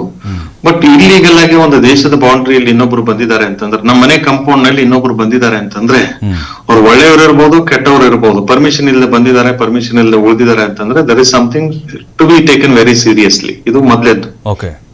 ಈಗ ಅದು ಆ ತರ ಆಗಿದೆ ಅಂದಾಗ ಪ್ರತಿಯೊಬ್ಬರಿಗೂ ಅವ್ರದ್ದೇ ಪ್ರತಿಯೊಬ್ಬ ಪ್ರಜೆಗೂ ಆದ್ಯ ಕರ್ತವ್ಯ ಇರ್ತದೆ. ಏನಂದ್ರೆ, ಒಂದು ಇಲ್ಲಿಗಲ್ ಇಮಿಗ್ರೇಷನ್ ಇದಾರೆ ಅಂತ ಗೊತ್ತಾದ ತಕ್ಷಣ ಅವರ ಚಲನವಲನಗಳಿಗೆ ಮಾಹಿತಿ ಇದ್ದಾಗ ಅವರು ಸ್ಟೇಟ್ ಪೊಲೀಸ್ ಸ್ಟೇಷನ್ ಅಥವಾ ಇಂಟೆಲಿಜೆನ್ಸ್ಗೆ ಮಾಹಿತಿ ಕೊಡ್ಬೇಕಾಗಿತ್ತು ಅವ್ರ ಆದ್ಯ ಕರ್ತವ್ಯ. ಅವರು ತಾವೇ ಸ್ವತಃ ಕಾರ್ಯಾಚರಣೆಗೆ ಹಿಡಿದು ತಾವೇ ಸೆಲ್ಫ್ ಪೊಲೀಸಿಂಗ್ ಅಥವಾ ಮಾರಲ್ ಪೊಲೀಸಿಂಗ್ ಅಂತ ಏನ್ ಹೇಳ್ತೀವಿ, ಅದು ಕಾನೂನಲ್ಲಿ ಅವಕಾಶ ಇಲ್ಲ. ಅದಕ್ಕೊಂದು ಫಾರ್ಮ್ಯಾಟ್ ಇದೆ, ಅದಕ್ಕೊಂದು ಪ್ರೊವಿಷನ್ ಇದೆ, ಅದಕ್ಕೊಂದು ಪ್ರೊಸೀಜರ್ ಇದೆ. ಆ ಪ್ರೊಸೀಜರ್ ಪ್ರಕಾರ ಯಾರ ಮುಂದೆ ಅದನ್ನ ಕಂಪ್ಲೇಂಟ್ ಕೊಡ್ಬೇಕು ಅದನ್ನ ಕೊಡ್ಬೇಕಾಗತ್ತೆ. This is very serious issue. ಅವರು ಇದ್ರ ಬಗ್ಗೆ ಮಾಹಿತಿ ಪಡೆಯೋದು ತಪ್ಪು ಅಂತ ನಾನು ಹೇಳಲ್ಲ, ಅಥವಾ ಅದ್ರ ಬಗ್ಗೆ ಆರೋಪ ಮಾಡೋದು ತಪ್ಪು ಅಂತ ಹೇಳ್ತಾ ಇಲ್ಲ, ಅದನ್ನ ಸರ್ಕಾರದ ಗಮನಕ್ಕೆ ತರೋದು ತಪ್ಪು ಅಂತ ಹೇಳ್ತಾ ಇಲ್ಲ. ಆದ್ರೆ ಯಾವ ರೀತಿ ತರಬೇಕು ಅನ್ನೋದಕ್ಕೆ ಒಂದು ಪ್ರೊಸೀಜರ್ ಇರ್ತದೆ. ಇದನ್ನ ಯಾರೋ ಒಬ್ರು ಕಳ್ರಿದ್ದಾರೆ ಅಂತ ತಿಳ್ಕೊಂಡು ಕಳ್ರನ್ನ ನಾವು ಹಿಡಿದು ಕೊಡ್ಬೇಕು ಅಂತಂದ್ರೆ, ನಾವಾಗೆ ಹಿಡಿದು ಅವ್ರನ್ನ ಪೊಲೀಸರಿಗೆ ಒಪ್ಸೋದು ಬೇರೆ, ಅಥವಾ ಪೊಲೀಸರನ್ನ ಕರೆದು ಈ ತರ ಕಳ್ರಿದ್ದಾರೆ, ಈ ತರ ನಡೀತಾ ಇದೆ ಅಂತ ಹೇಳಿ ಅವ್ರಿಗೆ ಮಾಹಿತಿ ಕೊಟ್ಟು ಕಾನೂನಾತ್ಮಕವಾಗಿ ಮಾಡ್ಕೊಡೋದು ಬೇರೆ. ಎಸ್, ಯಾರಿಗೂ ಕೂಡ ಸ್ವತಃ ತಾವೇ ಕಾನೂನಾತ್ಮಕವಾಗಿ ಕಾರ್ಯಾಚರಣೆಗಿಳಿಯೋದು ಅಥವಾ ಕಾನೂನನ್ನ ಕೈಯಲ್ಲಿ ಎತ್ಕೊಳ್ಳೋದು ಏನಿದೆ ಅಲ್ಲ, ಅದು ಈ ರಾಷ್ಟ್ರೀಯ ಹಿತಾಸಕ್ತಿಯಲ್ಲಿ ನಾವು ಮಾಡಿದ ಒಂದು ಘನಕಾರ್ಯ ಅಂತ ಅನಿಸ್ಕೋಬಹುದು, 4 ಜನರ ಚಪ್ಪಾಳೆ ತಟ್ಟಬಹುದು. ಎಸ್, ಆದ್ರೆ ಕಾನೂನಾತ್ಮಕವಾಗಿ ಅದು ಪ್ರೊಸೀಜರ್ ಪ್ರಕಾರ ಅಲ್ಲ ಅನ್ನೋದು ಒಂದು ನಾವೆಲ್ಲರೂ ಗಮನಿಸಬೇಕಾದಂತ ಒಂದು ಅಂಶ. ಎಸ್ ಸರ್, ಬರ್ತೀನಿ ಸರ್, ನಿಮ್ಮ ಹತ್ರ ಮತ್ತೆ ಬರ್ತೀನಿ. ದಿಲೀಪ್ ಅವರೇ, ಹೌದು, ನೈತಿಕ ಪೊಲೀಸ್ಗಿರಿ. ಈಗ ಕೆಲವು ಹಿಂದೂ ಸಂಘಟನೆ ಕಾರ್ಯಕರ್ತರು, ಬಿಜೆಪಿಯವರು ಕಾಕಿ ಹಾಕೊಂಡಿರೋ ತರ ಆಡ್ತಾ ಇರ್ತಾರೆ ಕೆಲವು ಸಂದರ್ಭಗಳಲ್ಲಿ. ಅದು ನಿಮ್ಮ ವೋಟ್ ಬ್ಯಾಂಕ್ ಅಲ್ವಾ? ನಿಮ್ಗೆ ಯಾರೇ ಅಧಿಕಾರ ಕೊಟ್ಟವರು? ಪೊಲೀಸರ ಗಮನ ಕಡೆ ನೀವು ಅಲ್ಲಿ ಹೋಗೋದು, ಅವ್ರ ಮೇಲೆ ದೌರ್ಜನ್ಯ ಮಾಡೋದು, ಆವಾಜ್ ಹಾಕೋದು. ಪ್ರಭು ಸರ್, ಒಂದ್ ನಿಮಿಷ. ಈಗ ನೈತಿಕ ಪೊಲೀಸ್ಗಿರಿ ಅಂತಕ್ಕಂಥದ್ದನ್ನ ನಮ್ಮ ಸುಪ್ರೀಂ ಕೋರ್ಟ್ ವಕೀಲರು ಮೆನ್ಷನ್ ಮಾಡಿದ್ರು, ಸಂಕೇತ್ ಸರ್ ನೀವು ಹೇಳ್ತಿದ್ರಿ. ನೋಡಿ, ಈಗ ಇಲ್ಲಿ ನೈತಿಕ ಪೊಲೀಸ್ಗಿರಿ ಅನ್ನೋದಕ್ಕಿಂತ 3 ಜನ ಸರ್, ಒಬ್ರು ಪುನೀತ್ ಕೆರೆಹಳ್ಳಿ, ಸಂತೋಷ್ ಕಾರ್ತಾಳ್, ಡಾಕ್ಟರ್ ನಾಗೇಂದ್ರ ಅಂತೇಳಿ 3 ಜನ ಮೇಲೆ FIR ಆಗಿದೆ ಸರ್. ಇವರೆಲ್ಲರೂ ಸಹ ಲೋಕಲ್ ಪೊಲೀಸ್ ಸ್ಟೇಷನ್ಗೆ ಫಸ್ಟ್ ಇನ್ಫಾರ್ಮೇಶನ್ ಕೊಡ್ತಾರೆ, ಲೋಕಲ್ ಆಡಳಿತಕ್ಕೆ ಫಸ್ಟ್ ಇನ್ಫಾರ್ಮೇಶನ್ ಕೊಡ್ತಾರೆ, ಮೀಡಿಯಾಗೆ ಇನ್ಫಾರ್ಮೇಶನ್ ಕೊಡ್ತಾರೆ. ಈ ರೀತಿ ಅಕ್ರಮ ವಲಸಿಗರು ಇದ್ದಾರೆ ಅಂತ ಹೇಳಿ ಹೋಗಿ ಆ ಜಾಗಕ್ಕೆ ಹೋಗ್ತಾರೆ. ಕಾರ್ಯಾಚರಣೆ ಅಲ್ಲ, ಕಾರ್ಯಾಚರಣೆ ಎಂದ್ರು ಸರ್ ನೈತಿಕ ಪೊಲೀಸ್ಗಿರಿ ಅಂತಂದ್ರೆ, ಯಾರೋ ಒಬ್ರು ಈಗ ಕೆಲವು 2 ಕೋಮುಗಳು, ಗಂಡು ಮಗು ಹೆಣ್ಣು ಮಗು ಹೋಗ್ತಾ ಇರ್ತಾರೆ, ಅಲ್ಲಿ ಹೋಗ್ಬಿಟ್ಟು ಹಿಡ್ಕೊಂಡು ಹೊಡೆಯೋದು ಅವ್ರನ್ನ, ನೀವ್ ಯಾಕೆ ಬಂದಿದ್ದೀರಿ ಅಂತ ಹೇಳೋದು, ಅಕ್ರಮವಾಗಿ ಎತ್ಕೊಂಡು ಹೋಗೋದು ಗಾಡಿನಲ್ಲಿ, ಇದು ನೈತಿಕ ಪೊಲೀಸ್ಗಿರಿ. ಇಲ್ಲಿ ಇದಾರೆ ಅಂತ ಮಾಹಿತಿ ಕೊಡೋದು ನೈತಿಕ ಪೊಲೀಸ್ಗಿರಿ ಅಲ್ಲ. ಆ ಜಾಗಕ್ಕೆ ಹೋಗಿ ಆ ಜಾಗದಲ್ಲಿ ನಿಂತ್ಕೊಂಡು ಇಲ್ಲಿದ್ದಾರೆ ಸರ್ ಅಂತ ಪೊಲೀಸ್ನವ್ರನ್ನ ಕರೆಸಿ, ಮೀಡಿಯಾದವ್ರನ್ನ ಕರೆಸಿ ಜನರ ಗಮನ ಸೆಳೀತಕ್ಕಂಥದ್ದು ನೈತಿಕ ಪೊಲೀಸ್ಗಿರಿ ಅಲ್ಲ. ಅದು ಈ ರಾಷ್ಟ್ರದ ಒಬ್ಬ ಪ್ರಜೆಯ ಕರ್ತವ್ಯ ಅಂತ ನಾನು ಅನ್ಕೊಳ್ತೀನಿ. ಸೊ ಯಾರು ಪೊಲೀಸ್ನವ್ರಿಗೆ ಮಾಹಿತಿ ಕೊಟ್ರೋ, ಪೊಲೀಸ್ನವ್ರಿಗೆ ಸೋಲ್ದೇವನಹಳ್ಳಿ ಇದೇ ಸರ್ ಆಗಿದ್ದು. ಪೊಲೀಸ್ನವರಿಗೆ ಮಾಹಿತಿ ಕೊಟ್ಟಂತ ಈ 3 ಜನರನ್ನ ಅವ್ರು ಏನಂತ ಹೇಳ್ತಾರೆ ಸರ್, ಮೆನ್ಷನ್ ಮಾಡ್ತಾರೆ. ಇದೇ ಆ ಜಾಗಕ್ಕೆ ಹೋದಂತ ಪುನೀತ್ ಕೆರೆಹಳ್ಳಿ ಅವರು, ಡಾಕ್ಟರ್ ನಾಗೇಂದ್ರಪ್ಪ ಅವರು, ಮತ್ತೆ ಇನ್ನೊಬ್ರು ಸಂತೋಷ್ ಕಾರ್ತಾಳ್ ಅಂತೇಳಿ. MD ಸಲೀಂ ಈ ರಾಜ್ಯದ ಪೊಲೀಸ್ ಮಹಾನಿರ್ದೇಶಕರಿಗೆ ಸಂಬಂಧಪಟ್ಟಂತ ಜಾಗದಲ್ಲಿ ಸುಮಾರು 250 ಜನ ಅಕ್ರಮ ವಲಸಿಗರನ್ನ ಕರ್ಕೊಂಡ್ಬಂದು ಇಟ್ಕೊಂಡಿದ್ದಾರೆ ಅಂತೇಳಿ. ಇದು ಸಣ್ಣ ಪುಟ್ಟ ವಿಷಯ ಅಲ್ಲ. ಈ ರಾಜ್ಯದ ಮಹಾನಿರ್ದೇಶಕರ ಹೆಸರು ಬರುತ್ತೆ, ಆದ್ರೆ ರಾಜ್ಯ ಸರ್ಕಾರ ಇದುವರೆಗೂ ಸಹ ತುಟಿಕ್ ಅಂತ ಅಂದಿಲ್ಲ. ಆದ್ರೆ fraction of hours sir, with in 1 or 2 hours ನಲ್ಲಿ ಅವ್ರನ್ನ ಅರೆಸ್ಟ್ ಮಾಡ್ತಾರೆ. ಅರೆಸ್ಟ್ ಮಾಡ್ಬಿಟ್ಟು ಅಕ್ರಮ ವಲಸಿಗನ ಕೈಲಿ ಕಂಪ್ಲೇಂಟ್ ಬರೆಸ್ತಾರೆ. ಸಿಗ್ನೇಚರ್ ಮಾಡಕ್ ಬರಲ್ಲ ಅವನಿಗೆ ಸರ್, ಸಿಗ್ನೇಚರ್ ಆಗಿರಲ್ಲ. ಅಕ್ರಮ ವಲಸಿಗನ ಕನ್ನಡನೂ ಬರಲ್ಲ ಅವನಿಗೆ, ಅವನ ಕೈಲಿ ಕಂಪ್ಲೇಂಟ್ ಕೊಡಿಸ್ತಾರೆ. ಏನಾದ್ರೂ ಭಾರತದ ಇತಿಹಾಸದಲ್ಲಿ ಬಾಂಗ್ಲಾದೇಶದವ್ರು ಬಂದು ಈ ದೇಶದ ಪ್ರಜೆ ಮೇಲೆ ಕಂಪ್ಲೇಂಟ್ ಕೊಟ್ಟಿರ್ತಕ್ಕಂಥ ಇತಿಹಾಸ ಇದ್ರೆ ಅದು ಕರ್ನಾಟಕ ಪೊಲೀಸ್ನವರು ಚಪ್ಪಳೆ ಹೊಡಿಬೇಕು ಸರ್. ಅಲ್ಲ, ಮಾಹಿತಿ ಕೊಡಿ ಸರ್, ಮಾಹಿತಿ ಅಲ್ಲ ಸರ್, ಅಲ್ಲಿ ಜಾಗ ಇದೆ, ಇಲ್ಲಿ ಇದಾರೆ, ಮಾಹಿತಿ ಕೊಡಿ. ಅದನ್ನ ಬಿಟ್ಟು ದೌರ್ಜನ್ಯ ಯಾಕೆ? ಅಲ್ಲ, ಆಧಾರ್ ಕಾರ್ಡ್ ತೋರಿಸಿ, ಅದು ತೋರಿಸಿ, ಅಲ್ಲ ನಿಮ್ಗೆ ಯಾವ ಪರ್ಮಿಷನ್ ಕೊಟ್ಟರು ಸರ್? ನಿಮ್ದ ಪ್ರಶ್ನೆ ನಂಗೆ ಅರ್ಥ ಆಯ್ತು. ಈಗ ನನ್ನ ಊರಿನಲ್ಲಿ ಯಾರೋ ಒಂದು 20 ಜನ 30 ಜನ ಬಂದಿದ್ದಾರೆ, ನನಗೆ ಭಯ ಇದೆ ಅವ್ರ ಮೇಲೆ. ಸರ್ ಇವ್ರು ಎಲ್ಲಿಯವರು ಅಂತ ನಾನು ಹೋಗ್ಬಿಟ್ಟು, ನೀನ್ ಆಧಾರ್ ಕಾರ್ಡ್ ತೋರ್ಸಪ್ಪ, ನೀನ್ ಎಲ್ಲಿಂದ ಬಂದಿದ್ಯಾ, ನೀನ್ ಯಾವ ಊರು ಅಂತ ಕೇಳ ತಪ್ಪ ಸರ್? ನನಗೆ ಭಯ ಇದೆ ಸರ್, ನಾಳೆ ಏನ್ ಮಾಡ್ಬಿಡ್ತಾರೋ ಗೊತ್ತಿಲ್ಲ, ಕಳ್ತನ ಮಾಡ್ತಾರೋ, ಇನ್ನೊಂದು ಮಾಡ್ತಾರೋ ಗೊತ್ತಿಲ್ಲ. ಅಲ್ಲ, ಅದಕ್ಕೆ ಸಂಕೇತ್ ಸರ್ ಏನೋ ಹೇಳ್ತಾ ಇದ್ರಿ ಸರ್, ನೀವೇನು ಹೇಳ್ತಾ ಇದ್ರಿ ನೈತಿಕ ಪೊಲೀಸ್ ವಿಚಾರವಾಗಿ? ನೋಡಿ, ಒಬ್ಬರ ಆಧಾರ್ ಕಾರ್ಡ್ ವೆರಿಫಿಕೇಶನ್ ಆಗ್ಲಿ ಅಥವಾ ಅವ್ರ ಪ್ಯಾನ್ ಕಾರ್ಡ್ ವೆರಿಫಿಕೇಶನ್ ಆಗ್ಲಿ, ಅವರು ತಂದೆ ತಾಯಿ ಎಲ್ಲಿದ್ದಾರೆ, ಬರ್ತ್ ಸರ್ಟಿಫಿಕೇಟ್ ಎಲ್ಲಿದೆ, ಯಾವ ದೇಶದ್ದಿದೆ, ಅವ್ರ ಪಾಸ್ಪೋರ್ಟ್ ಇದೆಯಾ, ಮತ್ತೊಂದು ಏನಿದೆ, these are all very intense private issues, private documents ಇವೆಲ್ಲ. ಯಾರ್ದೋ ಆಧಾರ್ ಕಾರ್ಡ್ ಅನ್ನ ಯಾರೋ ಕೇಳೋದು ಏನಿದೆಯಲ್ಲ, ನಮ್ಮ ಕಾನೂನಿನಲ್ಲಿ ಅದು ಅವಕಾಶ ಇಲ್ಲ. ನಾವು ಪಾಕಿಸ್ತಾನದಲ್ಲಿ, ಅಫ್ಘಾನಿಸ್ತಾನದಲ್ಲಿ, ಮತ್ತೊಂದ್ ಕಡೆ ಇಲ್ಲ, ನಾವು ಭಾರತದಲ್ಲಿ ಇದ್ದೇವೆ. ಹಾಗಿದ್ದಾಗ ಅವ್ರದ್ದು ಆಧಾರ್ ಕಾರ್ಡ್ ಇಲ್ಲದೆ ಇರಬಹುದು. ಇಲ್ಲೀಗಲ್ ಇಮಿಗ್ರೆಂಟ್ ಅಂತಾನೆ ಇಟ್ಕೊಳ್ಳೋಣ. ಇಲ್ಲೀಗಲ್ ಇಮಿಗ್ರೆಂಟ್ ಅಂತಂದ್ರೆ ಅವ್ರಿಗೆ ವೆರಿಫಿಕೇಶನ್ ಯಾರು ಮಾಡ್ಬೇಕು ಅನ್ನೋದು ಕಾನೂನಲ್ಲಿ ಸ್ಪಷ್ಟ ಉಲ್ಲೇಖ ಇದೆ. ಪೊಲೀಸ್ ಡಿಪಾರ್ಟ್ಮೆಂಟ್ ಇದೆ, FRRO ಅಂತಿದೆ, ಹೋಮ್ ಅಫೇರ್ಸ್ ಡಿಪಾರ್ಟ್ಮೆಂಟ್ ಇದೆ. ಅದರಲ್ಲಿ ಏನೇನ್ ಬೇಕೋ ಅವರೆಲ್ಲ ಮಾಹಿತಿ ತಗೊಂತಾರೆ. ಬಟ್ ಅದನ್ ಬದಲಾಗಿ ನಾನೇ ಸ್ವತಃ ಪೊಲೀಸ್ ಅಧಿಕಾರಿ ತರ ಅಥವಾ FRRO ತರ ಅವರು ಡಾಕ್ಯುಮೆಂಟ್ ವೆರಿಫಿಕೇಶನ್ ಮಾಡೋದಾಗ್ಲಿ, ಡಾಕ್ಯುಮೆಂಟ್ ಅಥೆಂಟಿಕೇಶನ್. ಈಗ ನೋಡಿ, ಎಷ್ಟೋ ಜನರ ಹತ್ರ ನನ್ಗೆ ಗೊತ್ತಿದ್ದಂಗೆ ಇತ್ತೀಚೆಗೆ ಕೆಲವೊಂದು ಮಾಹಿತಿ ಬರ್ತಾ ಇದಾವೆ, ಡೂಪ್ಲಿಕೇಟ್ ಕೂಡ ಮಾಡ್ತಾ ಇದಾರೆ ಅಥವಾ ಫೋರ್ಸ್ಡ್ ಆಧಾರ್ ಕಾರ್ಡ್ ಮಾಡ್ತಾ ಇದ್ದಾರೆ. ಆ ಒಂದು ಆಧಾರ್ ಕಾರ್ಡ್ ತೋರಿಸ್ಬಿಟ್ಟು ಮಾತ್ರಕ್ಕೆ ಅವರು ನಮ್ಮ ಸಿಟಿಸನ್ ಅಂತ ಅಥೆಂಟಿಕೇಟ್ ಮಾಡಕ್ ಆಗುತ್ತಾ? ಯಾರು ಮಾಡ್ಬೇಕು ಅದನ್ನ ಅಥೆಂಟಿಕೇಟ್ ಮಾಡ್ಬೇಕಾದವರು? ಗೌರ್ಮೆಂಟ್ ಮಾಡ್ಬೇಕು. ಅಲ್ಲ, ಈಗ ಒಂದು ಪಾಸ್ಪೋರ್ಟ್ ಇದೆ ಅಂತಾನೆ, ಒಂದ್ ಸೆಕೆಂಡ್ ಅವ್ರು ಇಂಡಿಯನ್ ಸಿಟಿಸನ್ ಅನ್ನೋದಕ್ಕೆ ಅವ್ರ ಕಡೆ ಪಾಸ್ಪೋರ್ಟ್ ಇದೆ ಅಂತಾನೆ ತೋರಿಸ್ತಾರೆ ಅಂತ ತಿಳ್ಕೊಳ್ಳೋದು, ಅದು ಫೋರ್ಸ್ಡ್ ಇದೆ ಅಂತಾನೆ ತಿಳ್ಕೊಳ್ಳೋಣ. ಇವತ್ತಿಗೆ ಅವ್ರು ಇಲ್ಲಿಗಲ್ ಇಮಿಗ್ರೆಂಟ್, ಅವ್ರ ಹತ್ರ ಒಂದು ಫೋರ್ಸ್ ಪಾಸ್ಪೋರ್ಟ್ ಇದೆ ಅಂತ ಹೇಳಿ ಪಾಸ್ಪೋರ್ಟ್ ತೋರಿಸಿದ ಮಾತ್ರಕ್ಕೆ ಅವ್ರು ಜೆನ್ಯೂನ್ ಅಂತ ಒಪ್ಕೊಳಕ್ ಆಗತ್ತಾ? ಅದನ್ನ ವೆರಿಫೈ ಮಾಡ್ಬೇಕಾದವ್ರು ಯಾರು? ಡಿಪಾರ್ಟ್ಮೆಂಟ್ ಅವರು. ಹಾಗಾಗಿ ನಾನೇ ಸ್ವತಃ ಡಿಪಾರ್ಟ್ಮೆಂಟ್ ಅನ್ಕೊಳ್ಳೋದಾಗ್ಲಿ ಅಥವಾ ಎಲ್ಲಾ ಅಧಿಕಾರ ನನಗೆ ಸಿಟಿಸನ್ ಅಂತ ಹೇಳ್ಬಿಟ್ಟು ಎಲ್ಲಾರು ಜವಾಬ್ದಾರಿ ನನಗೆ ಕೊಟ್ಟಿದ್ದಾರೆ ಅಂತ ನಾವು ತಿಳ್ಕೊಳ್ಳೋದಾಗ್ಲಿ, ನಾನು ಕಾನೂನಾತ್ಮಕವಾಗಿ ನನ್ನ ಕರ್ತವ್ಯವನ್ನ ನಿರ್ವಹಿಸ್ತಾ ಇದ್ದೀನಿ, ಸಂವಿಧಾನಾತ್ಮಕವಾಗಿ ದೇಶ ರಕ್ಷಣೆಗೆ ದೇಶದ ಹೋರಾಟಗಾರನಾಗಿ ನಾನು ನಿಂತಿದ್ದೇನೆ ಅಂತ ನಾವು ತಿಳ್ಕೊಂಡು ನಾವು ಆ ಭಾವನೆ ಬೇರೆ, ಕಾನೂನೇ ಬೇರೆ. ಭಾವನೆ ಮೇಲೆ ಕಾನೂನನ್ನ ಕೈ ಎತ್ಕೊಳಕ್ ಬರಲ್ಲ. ಮತ್ತೆ ದೇಶದ ರಕ್ಷಣೆ ಮಾಡ್ತೀನಿ ಅಂತ ತಿಳ್ಕೊಂಡು ಕಾನೂನನ್ನ ಕೈ ತಗೊಂಡ್ರೆ ನಾವೇ ದೇಶದ ರಕ್ಷಣೆ ಮಾಡಕ್ ಹೋದ್ರು ಕಾನೂನಿನಲ್ಲಿ ನಮಗೆ ರಕ್ಷಣೆ ಸಿಗಲ್ಲ. ಇವನ್ ಎಲ್ಲವನ್ನು ಅರ್ಥಕೊಂಡು ನಾವು ಮುಂದುವರಿಯೋದು ಉತ್ತಮ. ಇವರು ಉದ್ದೇಶ ಏನೋ ಸರಿ ಇದೆ ಅಂತ ನಾವು ತಿಳ್ಕೊಳ್ಳೋಣ. ಅಕ್ರಮ ವಲಸಿಗರಿದ್ದಾರೆ, ಅವ್ರ ಬಗ್ಗೆ ಏನೋ ಇವ್ರು ಮಾಹಿತಿ ಕೊಡ್ಬೇಕು ಅನ್ಕೊಂಡಿದ್ದಾರೆ, ಅಥವಾ ಸರ್ಕಾರದ ಗಮನ ಸೆಳಿಬೇಕು ಅಂತ ಮಾಡಿದ್ದಾರೆ, ಅಥವಾ ಕೆಲವು ಜನ ಬೇರೆನೂ ಇರ್ತಾರೆ, ಅಂದ್ರೆ ಪಬ್ಲಿಸಿಟಿ ಸ್ಟಂಟಿಗೆ ಮಾಡ್ತಿರ್ತಾರೆ. ಅವ್ರು ಯಾರು ಏನು ಅಂತ ನಾನೇನ್ ಹೇಳೋದ್ ಬೇಕಾಗಿಲ್ಲ. ಆದ್ರೆ ಆ ಉದ್ದೇಶ ಸರಿ ಇದ್ರೂ ಕೂಡ ಅದು ನಡೆದುಕೊಳ್ಳೋ ರೀತಿ ಅಥವಾ ಕಾರ್ಯವೈಖರಿ ಅಂತ ಏನಿದೆ ಅದು ಸರಿ ಇಲ್ಲದೆ ಇದ್ರೆ, ಕಾನೂನಾತ್ಮಕವಾಗಿ ಇಲ್ಲದೆ ಇದ್ರೆ ಎಲ್ಲರಿಗೂ ಸಮಸ್ಯೆಯನ್ನು ಉಂಟು ಮಾಡ್ತವೆ. ವಾಪಸ್ ಬರ್ತೀನಿ ಸರ್, ಒಂದು ಬ್ರೇಕ್ ಸಮಯ ಆಗಿದೆ ನನಗೆ. ದಿಲೀಪ್ ಅವರು, ಈಗ ಅಕ್ರಮ ಬಾಂಗ್ಲಾ ವಲಸಿಗರ ಮೇಲೆ ಅವರು ಹಂಗೆ ಹಿಂಗೆ ದೇಶದ ಭದ್ರತೆಗೆ ಧಕ್ಕೆ ತರ್ತಾ ಇದ್ದಾರೆ, ಆಂತರಿಕ ವ್ಯವಸ್ಥೆ, ಕಾನೂನು ವ್ಯವಸ್ಥೆ ಹಾಳಾಗ್ತಿದೆ ಅಂತ ಹೇಳ್ತೀರಿ. ಎಲ್ಲಿ ಬಾಂಬ್ ಹಾಕಿದಾರ, ಎಲ್ಲಾದ್ರೂ ಯಾರಾದ್ರೂ ಮನೆ ಕಲ್ಲು ಹೊಡೆದಿದಾರ? ಅದು ಉದಾಹರಣೆ ನನಗೆ, ಜನರು ಸತ್ಯ ಗೊತ್ತಾಗಬೇಕು ನನಗೆ. ನಾನೇನು ಅವ್ರ ಪರವಾಗಿ ಮಾತಾಡ್ತಾ ಇಲ್ಲ, ಹೇಳೋ ಪ್ರಶ್ನೆ ಹೆಂಗಿದೆ, ಪರವಾಗಿ ಮಾತಾಡ್ತಿಲ್ಲ. ಓಕೆ, ಈಗ ಅಕ್ರಮ ವಲಸಿಗ ಬಂದಾದ್ಮೇಲೆ ಈಗ ಅವ್ನು ಬಾಂಬ್ ಹಾಕ್ತಾ ಅನ್ಕೊಳ್ಳಿ, ಉದಾಹರಣೆ ಯಾವ್ದೋ ಒಂದು ಕಳ್ತನ ಮಾಡ್ದ ಅನ್ಕೊಳ್ಳಿ, ಯಾವ್ದೋ ಒಂದು ಸುಲಿಗೆ ಮಾಡ್ದ, ಮರ್ಡರ್ ಮಾಡ್ದ, ಹೆಂಗ್ ಕಂಡಿಡಿಯಕ್ಕಾಗುತ್ತೆ ಸರ್ ಅವನ್ನ? ಅವನ ಹತ್ರ ಆಧಾರ್ ಕಾರ್ಡ್ ಇಲ್ಲ, ಅವನ ಹತ್ರ ರೇಷನ್ ಕಾರ್ಡ್ ಇಲ್ಲ, ಅವ್ನು ಹೆಂಗ್ ಚೆಕ್ ಮಾಡೋದು? ಅವನೊಂದು ಫಿಂಗರ್ ಐಡೆಂಟಿಫಿಕೇಶನ್ ಇಲ್ಲ ನಮ್ಮಲ್ಲಿ. ಕೊಲೆ ಮಾಡ್ದ ಅಂದ್ರೆ ಗೊತ್ತಾಗಲ್ಲ ಸರ್. ಸೊ ಅತಿ ಹೆಚ್ಚು ಬೆಂಗಳೂರಲ್ಲಿ ಕಳ್ತನ ಆಗ್ತಾ ಇರ್ತಕ್ಕಂಥದ್ದು ಇಂಥವ್ರಿಂದಲೇನೆ ಸರ್. ಇನ್ನೊಂದು, ಈಗ ನಮ್ಮ ಸುಪ್ರೀಂ ಕೋರ್ಟ್ನ ವಕೀಲರು ಹೇಳ್ತಾ ಇದ್ರು, ಸೊ ಈ ನೈತಿಕ ಪೊಲೀಸ್ಗಿರಿ ಮಾಡಬಾರ್ದು, ಮತ್ತೊಂದು ಎಂತಕ್ಕೆ ಮಾಡ್ತಾ ಇರೋದು. ಓಕೆ, ಅವ್ರು ಲೀಗಲ್ ಟರ್ಮ್ಸ್ ನಲ್ಲಿ ಹೇಳ್ತಿದ್ದಾರೆ, ಯಾರು ಕೇಳಬಾರ್ದು, ಸರ್ಕಾರನೇ ಕೇಳಬೇಕು ಅಂತ ಹೇಳಿ. ಅವ್ರು ಕೇಳ್ತಕ್ಕಂಥ ಒಂದು ವರ್ಷನೂ ಸರಿ ಇದೆ. ರಾಜ್ಯ ಸರ್ಕಾರನೇ ಅವ್ರನ್ನ ಪೋಷಿಸ್ತಿರ್ಬೇಕಾದ್ರೆ ರಾಜ್ಯ ಸರ್ಕಾರ ಗೊತ್ತಿದ್ರು ತುಂಬಾ ಬಾರಿ ಮೀಡಿಯಾದಲ್ಲೇನೆ ತುಂಬಾ ಮೀಡಿಯಾಗಳು ಬಂದಿದೆ ಸರ್. ಬೆಂಗಳೂರಿನಲ್ಲಿ 5 ಲಕ್ಷ ವಾಸ ಮಾಡ್ತಾ ಇದ್ದಾರೆ ಅಂತೇಳಿ ಏರಿಯಾಗಳು ಸಮೇತ ತೋರಿಸಿದ್ದಾರೆ ಸರ್ ಮೀಡಿಯಾಗಳು. ಆ ಜಾಗಕ್ಕೆ ಹೋಗೋದಲ್ಲ, ಅವ್ರನ್ನ ಕೇಳ್ತಕ್ಕಂಥ ಪ್ರಶ್ನೆನೂ ಮಾಡಿಲ್ಲ. ಇವತ್ತು ಇನ್ನೊಂದು ಸರ್, ನಾವು ಪೊಲೀಸ್ ಇಲಾಖೆನ ತಪ್ಪೋರಿಸಬಾರ್ದು. ಪೊಲೀಸ್ ಇಲಾಖೆ ಗೊತ್ತು ಸರ್, ಇಂತಿಂತ ಜಾಗದಲ್ಲಿ ಇಂತಿಂತವನೇ ವಾಸ ಮಾಡ್ತಿದ್ದಾನೆ ಅಂತ ಗೊತ್ತು. ನಾವು ಆ ಜಾಗಕ್ಕೆ ಹೋಗಿ ಕೇಳಿದೀವಿ ಸರ್. ಯಾಕೆಂದ್ರೆ ನಮ್ಮ ಬಿಜೆಪಿಯಿಂದ ಒಂದು ಜಿಲ್ಲಾ ಮಟ್ಟದ ಒಂದು ತಂಡ ಮಾಡಿದ್ದಾರೆ, ಇಲ್ಲಿ ಪೊಲೀಸ್ ಇಲಾಖೆ ಬಂದಿದ್ರು. ಹೌದು ಸರ್, ಬಂದಿದ್ರು, ಡಾಕ್ಯುಮೆಂಟ್ಸ್ ನೋಡಿದ್ರು, ಚೆಕ್ ಮಾಡಿದ್ರು, 2 ಬಾರಿ. ಪೊಲೀಸ್ ಇಲಾಖೆ ಗೊತ್ತು ಸರ್. ಇವತ್ತು ಪರಮೇಶ್ವರ ನೆನೆ ಮಾತಾಡಿದಾರಲ್ಲ, ಇಷ್ಟೊತ್ತು ಲಿಸ್ಟ್ ಹೋಗಿರುತ್ತೆ ಪರಮೇಶ್ವರ ಎಷ್ಟು ಜನ ಇದ್ದಾರೆ ಕರ್ನಾಟಕದಲ್ಲಿ ಅಂತೇಳಿ. ಸೊ ಆ ಮಟ್ಟಕ್ಕೆ ಪೊಲೀಸ್ ಇಲಾಖೆ ಇದೆ. ಆದ್ರೆ ಪೊಲೀಸ್ ಇಲಾಖೆಗೆ ಕೈಗೆ ಶಕ್ತಿ ಕೊಡ್ತಾ ಇಲ್ಲ ರಾಜ್ಯ ಸರ್ಕಾರ ಸರ್. ಅಲ್ಲಿ ಎಲ್ಲಿಂದ ಬರ್ತಾ ಇದ್ದಾರೆ? ಪಶ್ಚಿಮ ಬಂಗಾಳ. ಅಲ್ಲಿ ಬೇಲಿ ಎಷ್ಟು ಹಾಕಿದ್ದಾರೆ ಸರ್ ನೀವು? 50-60 ಕಿಲೋಮೀಟರ್ ಅಷ್ಟೇ ಫೆನ್ಸಿಂಗ್ ಹಾಕಿರೋದಲ್ಲಿ, 1000 ಕಿಲೋಮೀಟರ್ ಗಡಿ ಇದೆ ಅಲ್ಲಿ. ಒಂದ್ ನಿಮಿಷ ಸರ್, ಅಮಿತ್ ಶಾ ಅವರು ಮಮತಾ ಬ್ಯಾನರ್ಜಿ ಹೆದರ್ಕೊಳ್ತಿದ್ದಾರೆ ಅಂತೆ. ಅಲ್ಲಿ ಅಲ್ಲಾಡ್ಸಕ್ ಆಗ್ತಾ ಇಲ್ಲ ನಿಮಗೆ ಸರ್. ನೋಡಿ, ನಾನು ಹೇಳದ್ ಕೇಳಿ ಸರ್. ಪಶ್ಚಿಮ ಬಂಗಾಳ ಮತ್ತೆ ಬಾಂಗ್ಲಾದೇಶದ ಮಧ್ಯದಲ್ಲಿರ್ತಕ್ಕಂಥ ಬಾರ್ಡರ್, ಮತ್ತೆ ಪಾಕಿಸ್ತಾನ ಮತ್ತೆ ಭಾರತ ಮಧ್ಯದಲ್ಲಿರ್ತಕ್ಕಂಥ ಬಾರ್ಡರ್, 2 ಬಾರ್ಡರ್ ಸರ್. ಈ ಪಾಕಿಸ್ತಾನ ಮತ್ತೆ ಭಾರತದ ಮಧ್ಯದಲ್ಲಿರ್ತಕ್ಕಂಥ ಸುಮಾರು 2400 ಕಿಲೋಮೀಟರ್ ಬಾರ್ಡರ್ಗೆ ನಮ್ಮಲ್ಲಿ ಗೋಲ್ಡನ್ ಲೈನ್ ಅಂತ ಹೇಳಿ ಒಂದು ಫೆನ್ಸಿಂಗ್ ಆಗಿದೆ. ನೀವು ನೋಡಿದಿರಾ ಅನ್ಸುತ್ತೆ. ಸ್ಯಾಟಲೈಟ್ ಅಲ್ಲೂ ಸಹ ಲೈನ್ ಕ್ಲಿಯರ್ ಆಗಿ ಕಾಣಿಸುತ್ತೆ. ಒಂದು ಸಣ್ಣ ವ್ಯಕ್ತಿ ಹೋದ್ರೂ ಸಹ ಕ್ಲಿಯರ್ ಆಗಿ ಅರ್ಥ ಆಗೋ ತರ, ಕ್ಲಿಯರ್ ಆಗಿ ಕಾಣಿಸುತ್ತೆ. ಅದನ್ನ ಕ್ಲಿಯರ್ ಮಾಡ್ಬಿಟ್ಟಿದ್ದಾರೆ. ಸೊ ಅದೇ ರೀತಿ ಫೆನ್ಸಿಂಗ್ ಮಾಡಬೇಕು ಅಂತ ಹೇಳಿ ರಾಜ್ಯ ಸರ್ಕಾರಕ್ಕೆ ಇದೇ ಗೃಹ ಸಚಿವ ಅಮಿತ್ ಶಾ ಅವರು ಹೇಳಿದ್ರು, 7 ಬಾರಿ ಪತ್ರ ಬರ್ದಿದ್ದೀನಿ ನಾನು, ನನಗೆ ಜಾಗ ಬಿಡ್ಕೊಂಡು ಕೊಡಿ ಅಂತ ಹೇಳಿ. ಸುಮಾರು 450 ಕಿಲೋಮೀಟರ್ ಜಾಗವನ್ನ ಬಿಡ್ಕೊಂಡು ಕೊಡ್ಲಿಕ್ಕೆ ಇವತ್ತು ಸಹ ರೆಡಿ ಇಲ್ಲ ಸರ್ಕಾರ. ನೋಡಿ ಸರ್, ಇವತ್ತು ರಾಜ್ಯ ಸರ್ಕಾರವನ್ನ ಅರ್ಥ ಆಯ್ತು. ಇವತ್ತು ಕರ್ನಾಟಕದಲ್ಲಿ ಯಾವ್ದಾದ್ರು ಕೇಂದ್ರ ಸರ್ಕಾರದ ಯೋಜನೆ ಮಾಡಬೇಕು ಅಂತಂದ್ರೆ, ಉದಾಹರಣೆಗೆ ಒಂದು HAL ಕಂಪನಿ ಸ್ಟಾರ್ಟ್ ಮಾಡಿದ್ರು ಸರ್. ಉದಾಹರಣೆಗೆ ಯಾವ್ದಾದ್ರು ಒಂದು ಏರ್ಪೋರ್ಟ್ ಸ್ಟಾರ್ಟ್ ಮಾಡ್ತಾರೆ, ಜಾಗವನ್ನ ಕೊಡ್ಬೇಕಾಗಿರ್ತಕ್ಕಂಥದ್ದು ರಾಜ್ಯ ಸರ್ಕಾರದ ಕರ್ತವ್ಯ, ಕೊಡ್ಬೇಕು. ರಾಜ್ಯ ಸರ್ಕಾರ ನಾನು ಕೊಡದೇ ಇಲ್ಲ, ನೀವು ಇಲ್ಲಿ ಮಾಡಬೇಡಿ ಅಂತಂದ್ರೆ ಮಾಡ್ಲಿಕ್ಕೆ ಆಗಲ್ಲ.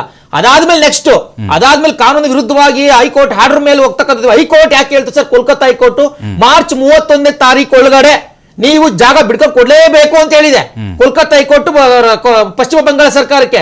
ಆದ್ರಿಂದ ಇವತ್ತು ನಾವು ಅದನ್ನ ಮಾಡ್ತೀವಿ. ಅಕಸ್ಮಾತ್ ಕೊಡ್ಲಿಲ್ಲ ಅಂದ್ರೆ ಸರ್, ನಮಗೆ ಗೊತ್ತಿದೆ ಯಾವ ರೀತಿ ಕಾನೂನುಗಳ ಮುಖಾಂತರ ಹೋಗ್ಬೇಕು, ಸುಪ್ರೀಂ ಕೋರ್ಟ್ ಹೋಗ್ತೀವಿ. ಆ 450 ಕಿಲೋಮೀಟರ್ ನಾರ್ತ್ ಪರಗಣ ಮತ್ತೆ ಮುರ್ಷಿದಾಬಾದ್ ಮಧ್ಯದಲ್ಲಿ ತಂತಿ ಬೇಲಿ ಆಗ್ತಕ್ಕಂಥ ಸತ್ಯ ಮಾಡ್ತೀವಿ ಸರ್. 12 ವರ್ಷ ಬೇಕಾಯ್ತಾ ಸರ್? ಇನ್ನೊಂದು ಪಾಯಿಂಟ್ ಸರ್, ಇವತ್ತು ನಾವು ರಾಜ್ಯ ಸರ್ಕಾರ ಇಷ್ಟೆಲ್ಲ ಪ್ರಶ್ನೆ ಮಾಡ್ತಾ ಇದೀವಿ ಸರ್. ರಾಜ್ಯ ಸರ್ಕಾರ ಪೊಲೀಸ್ನವರು ಅವ್ರ ಕರ್ತವ್ಯ ಮಾಡ್ತಿದಾರ ಅಂತ, ಬದುಕಿದಾರ ಅಂತ ಹೇಳಿ ಸರ್. ನೋಡಿ, ಇವತ್ತು ಡ್ರಗ್ಸ್ ಇಲಾಖೆ, ಡ್ರಗ್ಸ್ ಮೊನ್ನೆ ಒಂದು ರೈಡ್ ಆಗುತ್ತೆ ಸರ್ ಮೈಸೂರಿನಲ್ಲಿ. ಯಾರು ಸರ್ ಮಾಡಿದ್ದು? FBB ಅಧಿಕಾರಿಗಳು ಪಕ್ಕದ ರಾಜ್ಯದಿಂದ ಬಂದು ಮಾಡಿದ್ರು. ಸುಮಾರು 3 ತಿಂಗಳಿಂದ ಮೈಸೂರಿನಲ್ಲಿ ಇನ್ನೊಂದು ಆಯ್ತು, ಫ್ಯಾಕ್ಟರಿ ಆಯ್ತು, ಪಕ್ಕದ ರಾಜ್ಯದಿಂದ ಮಾಡಿದ್ರು. ಗುಜರಾತ್ ATS ನವರು ಬಂದು ಇಲ್ಲಿ ಟೆರರಿಸ್ಟ್ ಗಳನ್ನ ಹಿಡಿದ್ರು.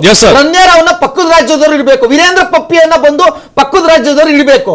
ಇವ್ರಿಗೆ ಸುಮ್ಮನೆ ಇವ್ರೇನಂತಂದ್ರೆ ಸೋಷಿಯಲ್ ಮೀಡಿಯಾದಲ್ಲಿ BJP ಅವರು ಅಥವಾ ಇನ್ನೊಬ್ಬ ಅಥವಾ ಆಮ್ ಆದ್ಮಿ ಅವನು ರಾಜ್ಯ ಸರ್ಕಾರದ ವಿರುದ್ಧವಾಗಿ ಏನ್ ಪೋಸ್ಟ್ ಆಗ್ತಾ ಅಂತೇಳಿ ನೋಡ್ಕೊಂಡು ಕುತ್ಕೊಳ್ತಕ್ಕಂಥ ಕೆಲಸವನ್ನ Yes. ರಾಜ್ಯ ಸರ್ಕಾರ ವಹಿಸ್ಬಿಟ್ಟಿದೆ, ಪೊಲೀಸರು ಅಷ್ಟು ಬರ್ತೀನಿ. ಮಾತ್ರ ಮಾಡ್ಕೊಂಡು ಕುತ್ಕೊಂಡಿದ್ದಾರೆ Yes, ಸರ್. ಬರ್ತೀನಿ, ಇವತ್ತು ಖಂಡಿತ. ಯಾವುದೇ ಕಾರಣಕ್ಕೂ Okay. ಇರ್ತಕ್ಕಂಥ law and order ನ ಸರಿಪಡಿಸ್ತಕ್ಕಂಥ ದಿನೇಶ್ ಸರ್, ಕೆಲಸವನ್ನ ದಿನೇಶ್ ಸರ್, ಇಲಾಖೆ ಮಾಡ್ತಾ ಇಲ್ಲ. ದಿನೇಶ್ ಸರ್, ಹೌದು, ಈಗ ದೇಶದ ಬಗ್ಗೆ, ದೇಶದ ಕಾಳಜಿ ಬಗ್ಗೆ ಕೇಂದ್ರ ಸರ್ಕಾರ, ಬಿಜೆಪಿ ನಾಯಕರು ಭಾಷಣ ಮಾಡೋದು ನಾವು ನೋಡಿದ್ದೇವೆ. ಈಗ ಪಶ್ಚಿಮ ಬಂಗಾಳದಲ್ಲಿ ಹೇಳ್ತಾ ಇದ್ದಾರೆ ಅವರು ಭೂಮಿ ಕೊಡ್ತಾ ಇಲ್ಲ ಅಂತ ಹೇಳಿ. ಸರ್ ನೀವು ಅಷ್ಟೆಲ್ಲ ಹೋಗ್ಬೇಡಿ. 2 ವರ್ಷ ಒತ್ತಿ ಉರಿತು ಮಣಿಪುರ, ಇವತ್ತಿಗೂ ಆರ್ಸಕ್ಕೆ ಈಗ ನೆನ್ನೆ ಮೊನ್ನೆ ಮುಖ್ಯಮಂತ್ರಿಗಳು ಹಾಕೊಂಡು ಕೂತವ್ರೆ. ಕೇಂದ್ರ ಆಡಳಿತ ಪ್ರದೇಶ ಮಾಡಿ ಕೂಡ್ಸಿದ್ರು, ರಾಷ್ಟ್ರಪತಿ ಆಳ್ವಿಕೆ ಹೇಳಿದ್ರು. ಅದ್ ಯಾರಪ್ಪ ಸರ್ಕಾರ ನಡೆಸ್ತವ್ರು? ಬಿಜೆಪಿ ಅವ್ರೆ. ಅಲ್ಲೆಲ್ಲಿ ಹೋಗಿತ್ತು ಇವ್ರ ಕಾನೂನು? ಅಲ್ಲಿ ಮಯನ್ಮಾರ್ ಬಾರ್ಡರ್ ಅಲ್ಲಿ 1400 ಕಿಲೋಮೀಟರ್ ಇವತ್ತು ಫೆನ್ಸಿಂಗ್ ಹಾಕಿಲ್ಲ. ಯಾಕೆ ಹಾಕಿಲ್ಲ? ಇವ್ರದೇ ಬಿಜೆಪಿ ಸರ್ಕಾರ ಐತಲ್ಲ, ಅಲ್ಲಾಕ್ ಮಾಡಕ್ಕಾಗಿಲ್ಲ.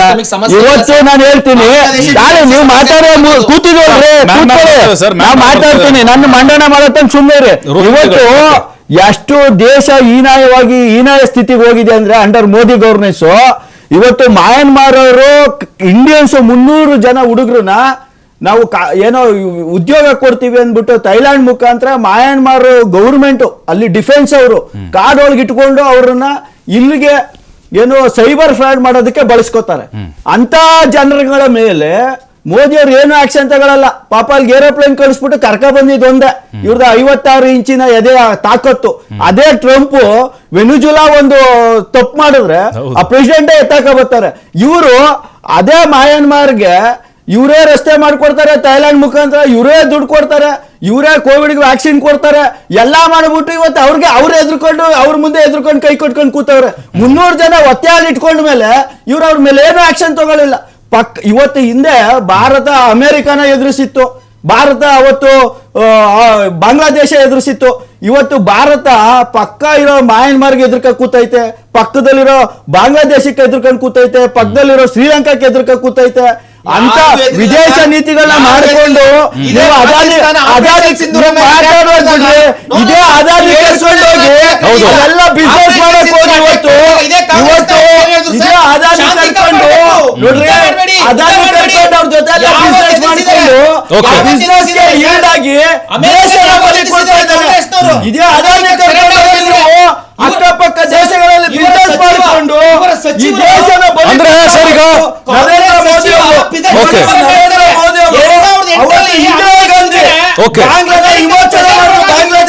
ಅಂದ್ರೆ ಅಕ್ರಮ ವಲಸಿಗರನ್ನ ಮೋದಿ ಅವರ ವಿಫಲತೆಯಿಂದ ಪಾಕಿಸ್ತಾನ ಮತ್ತೆ ಈಸ್ಟ್ ಪಾಕಿಸ್ತಾನ ಅಂತ ಮಾಡ್ಕೋತು.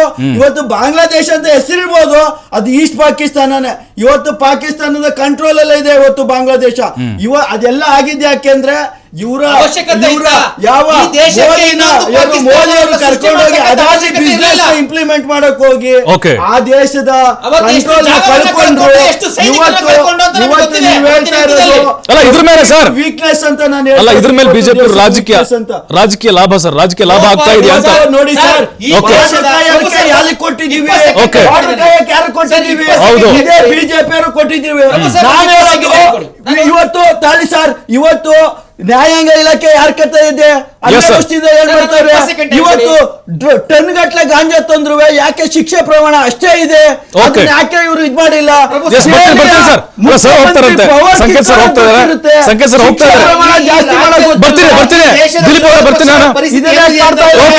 ಪಾಕಿಸ್ತಾನ ಮೇಲೆ ಉದ್ದಕ್ಕೂ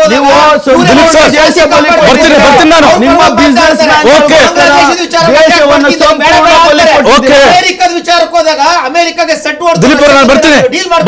ಬರ್ತೀನಿ. ಟ್ರಂಪ್ ಪರವಾಗಿ ಮಾತಾಡ್ತಾರೆ. ಇವತ್ತು ಬಂದ್ಬಿಟ್ಟು ದೊಡ್ಡದಾಗಿ ಹೇಳೋದು ಭಾಷಣ ಮಾಡೋದು. ನಾನು ಬರ್ತೀನಿ. ಒಂದೇ ನಿಮಿಷ ಸರ್, ಬರ್ತೀನಿ. ಸಂಕೇತ್ ಸರ್, ಈಗ ಈ ಅಕ್ರಮ ಬಾಂಗ್ಲಾ ವಲಸಿಗರು ಅಥವಾ ವಿದೇಶಿಗರ ವಿರುದ್ಧ ಕೇಸ್ ನಾವು ಅಂದ್ರೆ ಅವ್ರ ವಿರುದ್ಧ ಕ್ರಮ ತೆಗೆದುಕೊಳ್ಬೇಕು, ಅಥವಾ ಈ ವಿದೇಶಿ ಮಂತ್ರಾಲಯ ಎಂತಿದೆ, ವಿದೇಶಾಂಗ ಸಚಿವಾಲಯ ಎಂತಿದೆ, ಅಂದ್ರೆ ಈ ಕಾರ್ಯಾಚರಣೆಗಳು ಮುಂದಿನ ದಿನಗಳಲ್ಲಿ ಹೇಗೆ ಸಾಗಬೇಕು ಅಂತ ಸಲಹೆ ಕೊಡ್ತಿರ್ತಾವೆ. ಈಗ ಬಾಂಗ್ಲಾದೇಶದ ಸುತ್ತಲೂ ಸಾಕಷ್ಟು ರಾಜ್ಯಗಳಿದಾವೆ, ವೆಸ್ಟ್ ಬೆಂಗಾಲ್ ಮಾತ್ರ ಇಲ್ಲ. ಇಲ್ಲಿ ಒಂದು ಮಾಹಿತಿ ನಾವು ತಿಳ್ಕೊಬೇಕಾದದ್ದು, ಒಂದು ತ್ರಿಪುರಾ ಇದೆ, ಒಂದು ಅಸ್ಸಾಂ ಇದೆ, ಮೇಘಾಲಯ ಇದೆ, ನಂತರ ಸಿಕ್ಕಿಂ ಬರ್ತದೆ, ಮಿಜೋರಾಂ, ಬಿಹಾರ್ ಬರ್ತದೆ, ಜಾರ್ಖಂಡ್ ಬರ್ತದೆ ಮತ್ತು ವೆಸ್ಟ್ ಬೆಂಗಾಲ್ ಬರ್ತದೆ. ಒಂದು ಬಿಜೆಪಿ ಇತರ ಏನಾದ್ರೂ ಒಂದು ಪಕ್ಷ ಇರಬಹುದು ಒಂದು ರಾಜ್ಯದಲ್ಲಿ, ಆದ್ರೆ ಸುತ್ತಮುತ್ತಲು ಎಲ್ಲ ಇರೋದು ಬಿಜೆಪಿ ಆಡಳಿತದ ಸರ್ಕಾರಗಳೇ.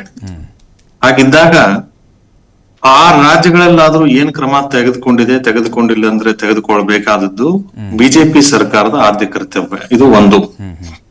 ಅದು ಎಲ್ಲಾ ಕಡೆ ತಮ್ಮ ಕರ್ತವ್ಯವನ್ನು ನಿರ್ವಹಿಸಿದ ನಂತರ, ಆ ಫೆನ್ಸಿಂಗ್ ಆಗ್ಲಿ ಮತ್ತೊಂದಾಗ್ಲಿ ಮಾಡಿದ ನಂತರ, ಈ ವೆಸ್ಟ್ ಬೆಂಗಾಲ್ ಗವರ್ಮೆಂಟ್ ಏನಾದ್ರೂ ಅವ್ರಿಗೆ ಕೋಆಪರೇಟ್ ಮಾಡದೇ ಇದ್ದಲ್ಲಿ ಸುಪ್ರೀಂ ಕೋರ್ಟ್ಗೆ ಹೋಗಿ ಅದನ್ನ ಪರ್ಮಿಷನ್ ತೆಗೆದುಕೋಬಹುದು. ಇಷ್ಟೆಲ್ಲಾ ಮಾಡಿದ್ದೇವೆ ನಾವು ಬಾರ್ಡರ್ ಫೆನ್ಸಿಂಗ್ ಅನ್ನ ಇಷ್ಟು ರಾಜ್ಯಗಳಲ್ಲಿ.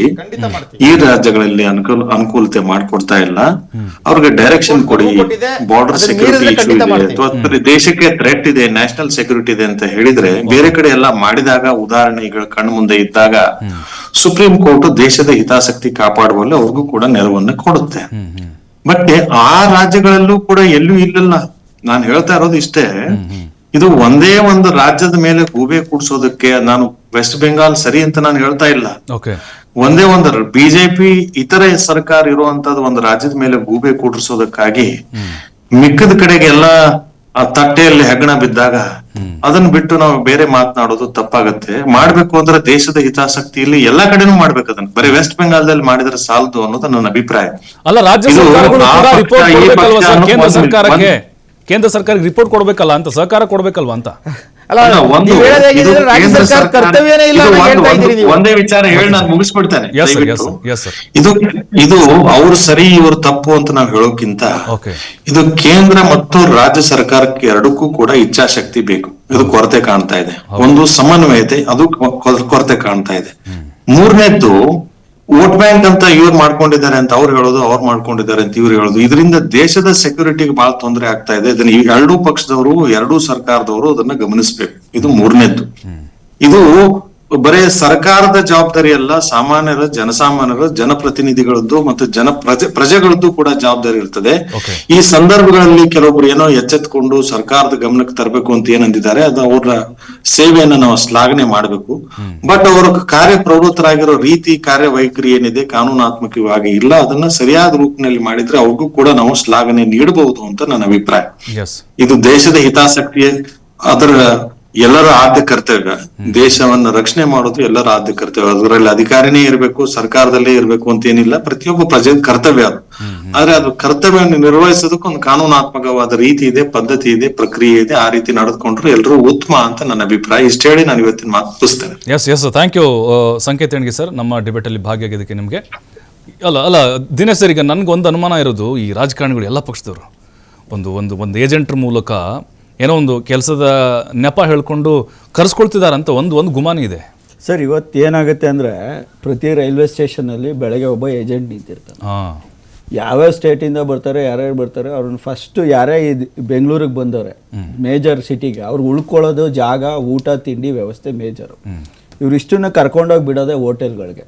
ಹೋಟೆಲಲ್ಲಿ ಕ್ಲೀನಿಂಗು, ಲೇಬರ್ ವರ್ಕ್ಗಳು, ಈ ಥರ ಕೆಲಸಗಳಿಗೆ ಕರ್ಕೊಂಡೋಗಿ ಬಿಡ್ತಾರೆ. ಅಲ್ಲಿಂದ ಮತ್ತೆ ಡಿಸ್ಪರ್ಸ್ ಆಗ್ತಾ ಹೋಗ್ತಾರೆ. ಇದರಲ್ಲಿ ಅವರು ಒಂದು 2 months ಸ್ಯಾಲ್ರಿನ ಕಮಿಷನ್ ತಗೊಳ್ಳೋದು, 3 months ಸ್ಯಾಲ್ರಿ ತಗೊಳ್ಳೋದು, ಈ ಥರ ಒಂದು ಏಜೆನ್ಸಿಗಳೇ ಇದೆ. ಅಂದರೆ this is also human trafficking ಥರ. ಅಂದರೆ ನಾನು ಹೇಳ್ತಾ ಇರೋದು, ಈ ಒಂದು ಕ್ರಿಯೆ ನಡೀತಾ ಇದೆ. ಬಟ್ ನಾವು ಇವೆಲ್ಲ ನೋಡಿದಾಗ ಕೇವಲ ಯಾರು ಬಾಂಗ್ಲಾದೇಶಿಗರು ಅಷ್ಟೇ ಇಲ್ಲ, ಸುಮಾರು ಪಾಕಿಸ್ತಾನದವರು ಇದ್ದಾರೆ, ಅಫ್ಘಾನಿಸ್ತಾನದವ್ರು ಇದ್ದಾರೆ, ಶ್ರೀಲಂಕಾದವ್ರು ಇದ್ದಾರೆ, ನಾನು ಹೇಳ್ತಾ ಇರೋದು ನೈಜೀರಿಯಾದವ್ರು ಇದ್ದಾರೆ, ಆಫ್ರಿಕನ್ ಕಂಟ್ರಿಗಳವ್ರು ಇದ್ದಾರೆ, ಇಷ್ಟೆಲ್ಲ. ಆಮೇಲೆ ಅಮೇರಿಕಾದವ್ರು ಇದ್ದಾರಂತೆ. ಅಮೇರಿಕನ್ಸು ವೀಸಾ ಎಕ್ಸ್ಪೈರ್ಡ್ ಆಗಿ ಇಲ್ಲೇ ಬಿದ್ದಿದ್ದಾರೆ. ಅಮೇರಿಕನ್ಸು, ಕೆನಡಾದವರು, ಸುಮಾರು ಕಂಟ್ರಿಗಳವರು ಇವತ್ತು ಇಲ್ಲೇ ಉಳ್ಕೊಂಡಿದ್ದಾರೆ. ಅವರು ವೀಸಾ ಮುಖಾಂತರ ಬಂದವ್ರೆ, ಅವ್ರನ್ನೇ ವಾಪಸ್ ಕಳಿಸಿಲ್ಲ. ಇವನು ಇಂಡಿಯಾ ಪಾಕಿಸ್ತಾನ ಕ್ರಿಕೆಟ್ ಮ್ಯಾಚ್ ನೋಡಕ್ ಬಂದವ್ರೆ ಎಷ್ಟೋ ಜನ ವಾಪಸ್ ಹೋಗಿಲ್ಲ, ಪಾಕಿಸ್ತಾನದಿಂದ ಬಂದವರು. ಅಂದ್ರೆ ಕೇಂದ್ರ ಸರ್ಕಾರ ಏನ್ ಮಾಡ್ತಾ ಇದೆ, ಈಗ NIA ಯಾರ ಕಂಟ್ರೋಲ್ ಅಲ್ಲಿ ಇದೆ? ನ್ಯಾಷನಲ್ ಇನ್ವೆಸ್ಟಿಗೇಷನ್ ಏಜೆನ್ಸಿ ಏನು ಸಿದ್ದರಾಮಯ್ಯ ಅವ್ರ ಕಂಟ್ರೋಲ್ ಅಲ್ಲಿ ಇದೆಯಾ? ಹಂಗಾರೆ ಅಮಿತ್ ಶಾ ಏನ್ ಮಾಡ್ತಾವ್ರೆ ಅಂದ್ರೆ, ಈ ದೇಶ ಹೆಂಗಾಗಿದೆ ಅಂದ್ರೆ ಉಚ್ರು ಬದುವಲ್ಲಿ ಉಂಡವನ್ ಜಾಣ ಅನ್ನೋ ಪರಿಸ್ಥಿತಿಗಾಗಿದೆ. ಯಾಕಂದ್ರೆ ಈ ದೇಶದ ಕಾನೂನುಗಳನ್ನ ಅಪ್ಲಿಫ್ಟ್ ಮಾಡ್ತಾ ಇಲ್ಲ. ಯಾವುದೋ ಓಬಿರಾಯಿನ್ ಕಾಲದ ಶಿಕ್ಷೆಗಳನ್ನ ಇನ್ನೂ ಹಂಗೆ ಇಟ್ಕೊಂಡವ್ರೆ. ಇವತ್ತು ಏನು ಇವರು ಇಂಡಿಯನ್ ಪೀನಲ್ ಕೋಡ್ ತೆಗ್ಬಿಟ್ಟು ಅದು ಯಾವುದೋ ಇದು ತಗೊಬಂದ್ರು, ಹೊಸದು ಕಾನೂನುಗಳು ತಗೊಬಂದ್ರೆ ಬರೀ ನೇಮ್ ಚೇಂಜ್ ಮಾಡ್ತಾ ಇದ್ದಾರೆ ಹೊರತು ಅದರಲ್ಲಿ ಶಕ್ತಿ ಇಲ್ಲ. ಇವತ್ತೇನಾಗ್ತಾ ಇದೆ ಅಂದ್ರೆ ನೋಡಿ, ಜೈಲ್ಗಳಲ್ಲಿ ತುಂಬಿ ತುಳುಕ್ತಾ ಇದಾವೆ. ಇವತ್ತು ಪರಪ್ಪನ ಅಗ್ರಹಾರ 2,000 ಜನಕ್ಕೆ ಅದಿರೋದು, 5,000 ಜನಕ್ಕಿಂತ ಜಾಸ್ತಿ ತುಂಬಿಕೊಂಡವ್ರೆ. ಅಂದ್ರೆ ಅಲ್ಲಿ ಜಾಗ ಇಲ್ಲ. ಮತ್ತೆ ಕೋರ್ಟ್ಗಳು ಪ್ರೊಸೀಡಿಂಗ್ಸ್ಗಳು ಹೆಂಗಾಗಿದೆ ಅಂದ್ರೆ, ತುಂಬಾ ಸ್ಲೋಯೆಸ್ಟ್ ಪ್ರೊಸೀಡಿಂಗ್ಸ್, 5 ವರ್ಷ 10 ವರ್ಷ ಹಂಗೆ ಎಳಿತಾ ಕೂತಿದ್ದಾರೆ. ಅವ್ರಿಗೆ ಪ್ರೊಸೀಡಿಂಗ್ ಮತ್ತೆ ಎವಿಡೆನ್ಸ್ ಕೊಟ್ರೆ ಅಲ್ಲಿ ಕರೆಕ್ಟಾಗಿ ಇಮಿಡಿಯೇಟ್ ಆಗಿ ಅವ್ರಿಗೆ ಶಿಕ್ಷೆಗಳಾಗ್ತಾ ಇಲ್ಲ, ಮತ್ತೆ ಶಿಕ್ಷೆ ಪ್ರಮಾಣ ತುಂಬಾ ಕಡಿಮೆ ಈ ದೇಶದಲ್ಲಿ. ಈಗ ನಿಮ್ಗೆ ಹೇಳ್ತೀನಿ, ಡ್ರಗ್ಸು ಅಂತ ಹೇಳ್ತಾರೆ. 10 ಜನ ಡ್ರಗ್ಸ್ ಇವ್ರನ್ನ ಯಾಕೆ ನೆಣಗಾಗ್ತಾ ಇಲ್ಲ, ಅದಕ್ಕೆ ಕಾನೂನಕ್ಕೆ ಇಂಪ್ಲಿಮೆಂಟ್ ಮಾಡಲಿಲ್ಲ 10 ವರ್ಷದಿಂದ. ಟನ್ ಗಟ್ಲೆ ಇವತ್ತು ಅದೇ ಗುಜರಾತ್ ಮುಖಾಂತರನೇ ಪೋರ್ಟ್ಗಳ ಮುಖಾಂತರ ಟನ್ ಗಟ್ಲೆ ಡ್ರಗ್ಸ್ ಬರ್ತಾ ಇದೆ ದೇಶದೊಳಕ್ಕೆ. ಅವ್ರಿಗೆ ಯಾಕೆ ಶಿಕ್ಷೆಗಳು ಕೊಡ್ತಾ ಇಲ್ಲ? ಮತ್ತೆ ಇನ್ನೂ ಒಂದು ಹೇಳ್ತೀನಿ ಸರ್, ಮೇಜರ್ ಇಂಪಾರ್ಟೆಂಟ್ ಇವತ್ತು ಏನು ಈ ವಿದೇಶದಿಂದ ಬರ್ತಾರಲ್ಲ ನೈಜೀರಿಯನ್ಸು, ಅವರು ಇವರೆಲ್ಲ ಇಷ್ಟು ಕ್ರೈಮ್ಗಳು ಮಾಡ್ತಾ ಇದ್ರು, ಅವ್ರುಗಳನ್ನ ಯಾಕೆ ಅವ್ರಗಳಿಗೆ ಒಬ್ರಿಗೂ ಶಿಕ್ಷೆ ಆಗ್ತಾ ಇಲ್ಲ? ಈ ಶಿಕ್ಷೆ ಪ್ರಮಾಣ ಸಂಪೂರ್ಣ ಕುಸಿದ ಇರೋದ್ರಿಂದ ಯಾರು ಬೇಕಾದ್ರೂ ಈ ದೇಶದಲ್ಲಿ ಏನ್ ಬೇಕಾದ್ರೂ ಮಾಡ್ತಾರೆ. ಮತ್ತೆ ನಾನು ಸೈಬರ್ ಫ್ರಾಡ್ಗಳು, ಇವತ್ತು ಇವರು ನಕ್ಸಲೈಟ್ಸ್ಗಳನ್ನ ಗುಂಡಾಕಿ ಸಾಯಿಸ್ತಾರೆ. ಯಾಕೆಂದ್ರೆ ಅವರು ಈ ನೈಸರ್ಗಿಕ ಸಂಪತ್ತನ್ನ ಇಷ್ಟು ದಿವಸ ಏನು ಪ್ರೊಟೆಕ್ಟ್ ಮಾಡಿದ್ರು, ಅವ್ರಿಗೆ ಗುಂಡೊಡಿತಾರೆ. ಸೈಬರ್ ಫ್ರಾಡ್ಗಳಿಗೆ ಯಾಕೆ ಗುಂಡೊಡಿಯಲ್ಲ? ಅವ್ರಿಗೆ ಯಾಕೆ ನೇಣಿಗೆ ಹಾಕಲ್ಲ? ಒಬ್ಬೊಬ್ರದ್ದು 10 ಕೋಟಿ 15 ಕೋಟಿ, ಇವತ್ತು ದೇಶದಲ್ಲಿ 25,000 ಕೋಟಿಗಿಂತ ಹೆಚ್ಚು ಫ್ರಾಡ್ ಮಾಡಿದ್ದಾರೆ. ಅವ್ರಿಗೆ ಯಾಕೆ ಶಿಕ್ಷೆಗಳನ್ನ ಇಂಪ್ಲಿಮೆಂಟ್ ಮಾಡ್ತಾ ಇಲ್ಲ? ಇದು ಸಂಪೂರ್ಣ ಫೇಲ್ಯೂರ್ ಆಫ್ ಹೋಮ್ ಮಿನಿಸ್ಟರ್ ಮತ್ತೆ ಪ್ರೈಮ್ ಮಿನಿಸ್ಟರ್ ಅಂತ ನಾನು ನೇರ ಹೇಳ್ತಾ ಇದ್ದೀನಿ. ಎಸ್, ಖಂಡಿತ ಸರ್. ಬರ್ತೀವಿ ದಿಲೀಪ್ ಅವರೇ. ಓಕೆ, ಈಗ ಪಾಕಿಸ್ತಾನಿ ಪ್ರಜೆಗಳನ್ನ ಹೊರಹಾಕುವಂತ ಕೆಲಸ ನಾವು ನೋಡಿದ್ವಿ. ಕೇಂದ್ರ ಸರ್ಕಾರ ಅವ್ರನ್ನೆಲ್ಲ ಹುಡುಕಿ ನಮ್ದೇನು ಸಿಂಧೂರ ಆಪರೇಷನ್ ಇರುತ್ತೆ ಅವ್ರನ್ನೆಲ್ಲರೂ ಆಚೆ ಕಳಿಸುವಂಥ ಕೆಲಸ ಆಯಿತು. ಅದೇ ಒಂದು ಇಚ್ಛಾಶಕ್ತಿ ಈಗ ಬಾಂಗ್ಲಾ ಅಥವಾ ಬೇರೆ ದೇಶದಿಂದ ಬಂದಂಥವ್ರನ್ನ ಆಚೆ ಕಳ್ಸೋಕ್ಕೆ ಯಾಕೆ ಆಗ್ತಿಲ್ಲ ಅಂತ ಸರ್ ನೋಡಿ, ಈಗ ಫೆನ್ಸಿಂಗ್ ವಿಚಾರ ಭಾಳ ಚರ್ಚೆ ನಡೀತಾ ಇದೆ ಸರ್. ನನಗೆ ಒಂದು ನಿಮಿಷ ಟೈಮ್ ಕೊಡಿ, ನಾನು ಮುಗಿಸ್ಬಿಡ್ತೀನಿ. ಅಲ್ಲ ಸರ್, ಫೆನ್ಸಿಂಗ್ ಹಾಕೋದ್ರಲ್ಲ ಇಂಪಾರ್ಟೆಂಟ್ ಬಿಡ್ರಿ. ಒಂದು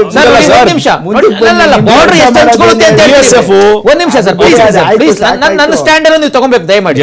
ನೋಡಿ, ಬಾಂಗ್ಲಾದೇಶ ಮತ್ತೆ ಭಾರತದ ನಡುವೆ ಇರ್ತಕ್ಕಂಥ ಟೋಟಲ್ 4096 ಕಿಲೋಮೀಟರ್ ಆ ಗಡಿಯನ್ನು ಹಂಚಿಕೊಳ್ಳುತ್ತೆ. ಅದರೊಳಗಡೆ 3240 ಕಿಲೋಮೀಟರ್ ಫೆನ್ಸಿಂಗ್ ಡನ್ ಮುಗಿದಿದೆ. ಇನ್ನು ಇದೇ ಕಾಂಗ್ರೆಸ್ ಸರ್ಕಾರ 2014ರಲ್ಲಿ ನಮಗೆ ಅಧಿಕಾರ ಬಿಡ್ಕೊಂಡು ಕೊಟ್ಟಾಗ ಕೇವಲ 2423 ಕಿಲೋಮೀಟರ್ ಆಗಿದ್ದು. ಇವತ್ತು ಮ್ಯಾಕ್ಸಿಮಮ್ ಮುಗಿಸಿದೀವಿ. ಇನ್ನು ಇಲ್ಲಿ ನಡೀತಾ ಇರ್ತಕ್ಕಂಥ ಕಾನೂನು ಕಟ್ಟಳೆಗಳು ಏನು ನಡೀತಾ ಇದೆಯೋ, ಇನ್ನು ಕೋಲ್ಕತ್ತಾ ಹೈಕೋರ್ಟ್ ಮಾರ್ಚ್ 31ನೇ ತಾರೀಕು 2026 ಒಳಗಡೆ ಜಾಗ ಬಿಡ್ಕೊಂಡು ಕೊಡಲೇಬೇಕು ಅಂತ ಹೇಳಿದೆ. ಪಶ್ಚಿಮ ಬಂಗಾಳ ಸರ್ಕಾರಕ್ಕೆ ಬಿಡ್ಕೊಂಡು ಕೊಡ್ತಾರೆ. ಕೊಡ್ಲಿಲ್ಲ ಅಂತ ಅಂದ್ರೂ ಗೊತ್ತಿದೆ ನಮಗೆ ಕಾನೂನು ಯಾವ ರೀತಿ ಇದೆ ಅಂತ, ಅದು ಹೋಗ್ತೀವಿ, ನಾನು ಮಾಡೇ ಮಾಡ್ತೀವಿ. ಇನ್ನು ಪಾಕಿಸ್ತಾನ ವಿಚಾರ, Pakistan and India total 3323 kilometre total ನಮಗೆ ಬಾರ್ಡರ್ ಹಂಚ್ಕೊಳ್ಳುತ್ತೆ. ಅದ್ರೊಳಗಡೆ 2289 ಕಿಲೋಮೀಟರ್ ಆರೆಂಜ್ ಗೋಲ್ಡನ್ ಥ್ರೆಡ್ ಅಂತ ಹೇಳಿ ಮಾಡಿದ್ದೀವಿ. 15 ಲಕ್ಷ ಫ್ಲಡ್ ಲೈಟ್ಸ್ ಗಳನ್ನ ಹಾಕ್ಸಿದೀವಿ. ಫ್ಲಡ್ ಲೈಟ್ಸ್ ಅಂದ್ರೆ ನಿಮ್ಗೆ ಗೊತ್ತಿರುತ್ತೆ. ಸೊ ನಾವು ಯಾವುದೇ ಕಾರಣಕ್ಕೂ ಈ ವಿಚಾರದಲ್ಲಿ ರಾಜ್ಯ ಆಗ್ತಕ್ಕಂಥ ಸಾಧ್ಯತೆನೇ ಇಲ್ಲ. ಅದೇ ಪಾಕಿಸ್ತಾನದ 2014ರಲ್ಲಿ ಪಾಕಿಸ್ತಾನ ಮತ್ತೆ ಭಾರತದ ಮಧ್ಯದಲ್ಲಿ ಕೇವಲ 2135 ಕಿಲೋಮೀಟರ್ ಫೆನ್ಸಿಂಗ್ ಹಾಕಿದ್ರು. ನಾವು ಇವತ್ತು 95% ಮುಗಿಸಿದೀವಿ, ಕಂಪ್ಲೀಟ್ ಆಗಿ ಮುಗಿಸ್ತೀವಿ. ಕೆಲವು ಅಡೆತಡೆಗಳಿದೆ, ಬೆಟ್ಟ ಗುಡ್ಡಗಳಿದೆ, ಅದನ್ನೆಲ್ಲ ಕಂಪ್ಲೀಟ್ ಆಗಿ ಮುಗಿಸ್ತೀವಿ ಸರ್. ವಿದೇಶಾಂಗ ಸಚಿವಾಲಯದಿಂದ ಒಂದು ಪತ್ರ ಬರ್ಸಿ ಸರ್, ಪತ್ರ ಬರ್ಸಿ ಅವ್ರು ಹೇಳಿ ಕರ್ಸ್ಕೊಳಪ್ಪ ಅಂತ ಹೇಳಿ. ಸರ್ ನೋಡಿ, ಈಗ ಪಾಕಿಸ್ತಾನಕ್ಕೋ ಅಥವಾ ಬಾಂಗ್ಲಾದೇಶಕ್ಕೋ ಪತ್ರ ಬರೆದ ತಕ್ಷಣ ಕರ್ಸ್ಕೊಳ್ಳಲ್ಲ. ಅವ್ರು ಭಿಕ್ಷೆ ಬೇಡ್ತಿದ್ದಾರೆ ಸರ್, ತಿನ್ನಕ್ ಅನ್ನ ಇಲ್ಲ, ಎಲ್ಲಿ ಕರ್ಸ್ಕೊಂತಾರೆ? ಅವ್ರಿಗೆ ತಿನ್ನಕ್ ಅನ್ನ ಇಲ್ಲ ಅಂತ ಪರಿಸ್ಥಿತಿ ಇದೆ. ಮತ್ತೆ ಇನ್ನೊಂದು ಸರ್, ನಿಮ್ಮ ಪ್ರಶ್ನೆ ಸರ್, ಟ್ರಂಪ್ ನೋಡಿ ಸರ್ ಹೆಂಗೆ ನಮ್ಮ ಭಾರತೀಯರು ಸೇರಿದಂತೆ ಎಂತ ಆಪರೇಷನ್ ಮಾಡಿದ್ರು ಅವರು, ಅಲ್ಲಿ ಸರಣಿಗಳನ್ನ ಹಾಕಿ ಕಳಿಸಿದ್ರು ಅವರು. ಸರ್ ನೋಡಿ, ಇಲ್ಲಿ ಅದನ್ನ ಟ್ರಂಪ್ ಮಾಡ್ತಿದ್ದಾರೆ ಅಂತಂದ್ರೆ ಅಲ್ಲಿನ ಪ್ರತಿಯೊಂದು ಸಿಸ್ಟಮ್ ಸರ್ ಸಪೋರ್ಟ್ ಮಾಡಬೇಕು. ನಿಮ್ಗೆ ಅದನ್ನೇ ನಾನು ಹೇಳ್ತಾ ಇದ್ದೀನಿ ಸರ್. ಈಗ ಇಮಿಗ್ರೆಂಟ್ಸ್ ನ ಆಚೆ ಕಳಿಸ್ಬೇಕು ಅಂತಂದ್ರೆ ಏನು ಕಾನೂನುಗಳಿದನೋ ಅದನ್ನ ಮಾಡ್ಬೇಕು. ನಾನು ಪದೇ ಅದನ್ನೇ ಹೇಳಲಿಕ್ಕಾಗಲ್ಲ. ಇವತ್ತು ನೆಲಮಂಗಲದ ಸೊಂಡೆಕುಪ್ಪದಲ್ಲಿ ಒಂದು ಡಿಟೆನ್ಷನ್ ಸೆಂಟರ್ ಅಂತ ಮಾಡಿದ್ದಾರೆ ಸರ್, ಬಂಧನ ಕೇಂದ್ರ ಅಂತ ಮಾಡಿದ್ದಾರೆ. ಅಲ್ಲಿ ಕರೆಕ್ಟ್ ಆಗಿ 100 ಜನ ಇಟ್ಕೊಳ್ಳಿಕ್ಕಾಗಲ್ಲ. ಇಲ್ಲಿ ನೋಡಿದ್ರೆ ಕೋರ್ಟ್ ನಮ್ಗೆ ಹೇಳ್ತಾ ಇದೆ 20 ಲಕ್ಷ ಜನ ಇಮಿಗ್ರೆಂಟ್ಸ್ ಇದ್ದಾರೆ ಅಂತ ಹೇಳ್ತಾ ಇದ್ದಾರೆ. ಎಲ್ಲಿ ಇಟ್ಕೊಂತಾರೆ ಸರ್? ಇವ್ರು ಬಂಧನ ಮಾಡಿ ಒಳಗಡೆ ಕಕ್ಕಕ್ಕೆ ಆಗ್ತಾ ಇಲ್ವಲ್ಲ. 5 ಲಕ್ಷ ಜನ ಇದ್ದಾರೆ. ಒಂದ್ ನಿಮಿಷ ಅಲ್ಲ, ಕೋರ್ಟ್ ಹೇಳಿರೋದು ನಾನು ಹೇಳ್ತಾ ಇರೋದು 15 ಲಕ್ಷ ಅಂತ ಹೈಕೋರ್ಟ್ ಹೇಳಿದೆ, ಅದು ನಾನು ಹೇಳ್ತಾ ಇದ್ದೀನಿ ಇವತ್ತು. ಸೊ ಇವತ್ತು ರಾಜ್ಯ ಸರ್ಕಾರ ಇಲ್ಲಿ ನಡೀತಾ ಇರ್ತಕ್ಕಂಥ ಅಕ್ರಮ ವಲಸಿಗರನ್ನ ಬಂಧನ ಮಾಡಿ ಎಷ್ಟು ಜನ ಹಾಕಿದ್ದಾರೆ ಇದುವರೆಗೂ ಅಂತಕ್ಕಂಥದ್ದು ಇಷ್ಟೆಲ್ಲ ದೊಡ್ಡ ಚರ್ಚೆ ನಡೀತಾ ಇದೆಯಲ್ಲ ಸರ್. ಹೈಕೋರ್ಟ್ ಹೇಳಿದೆಯಲ್ವಾ, ಒಬ್ಬನ ಬಂಧನ ಮಾಡಿದೀವಿ ಅಂತ ಹೇಳಿ ಸರ್. ಈ ಒಂದು ಈ ಕಾರ್ಯಾಚರಣೆ ಸ್ಟಾರ್ಟ್ ಆದ್ಮೇಲೆ ಇದುವರೆಗೂ ಮಾಡಿಲ್ಲ. ಇದೇ ಕೋಗಿಲಿನಲ್ಲಿ ಅಕ್ರಮ ವಲಸಿಗರು ಇದಾರೆ ಅಂತ ಗೊತ್ತಿದ್ರು ಮನೆ ಉಂಡಿಸ್ತಾರು ಇವರೇ. ಫಸ್ಟ್ ಹೋಗಿ ಅವ್ರನ್ನ ತೆರವುಗೊಳಿಸ್ತೀನಿ ಅಂತ ಹೇಳ್ದವರು ಇವರೇ.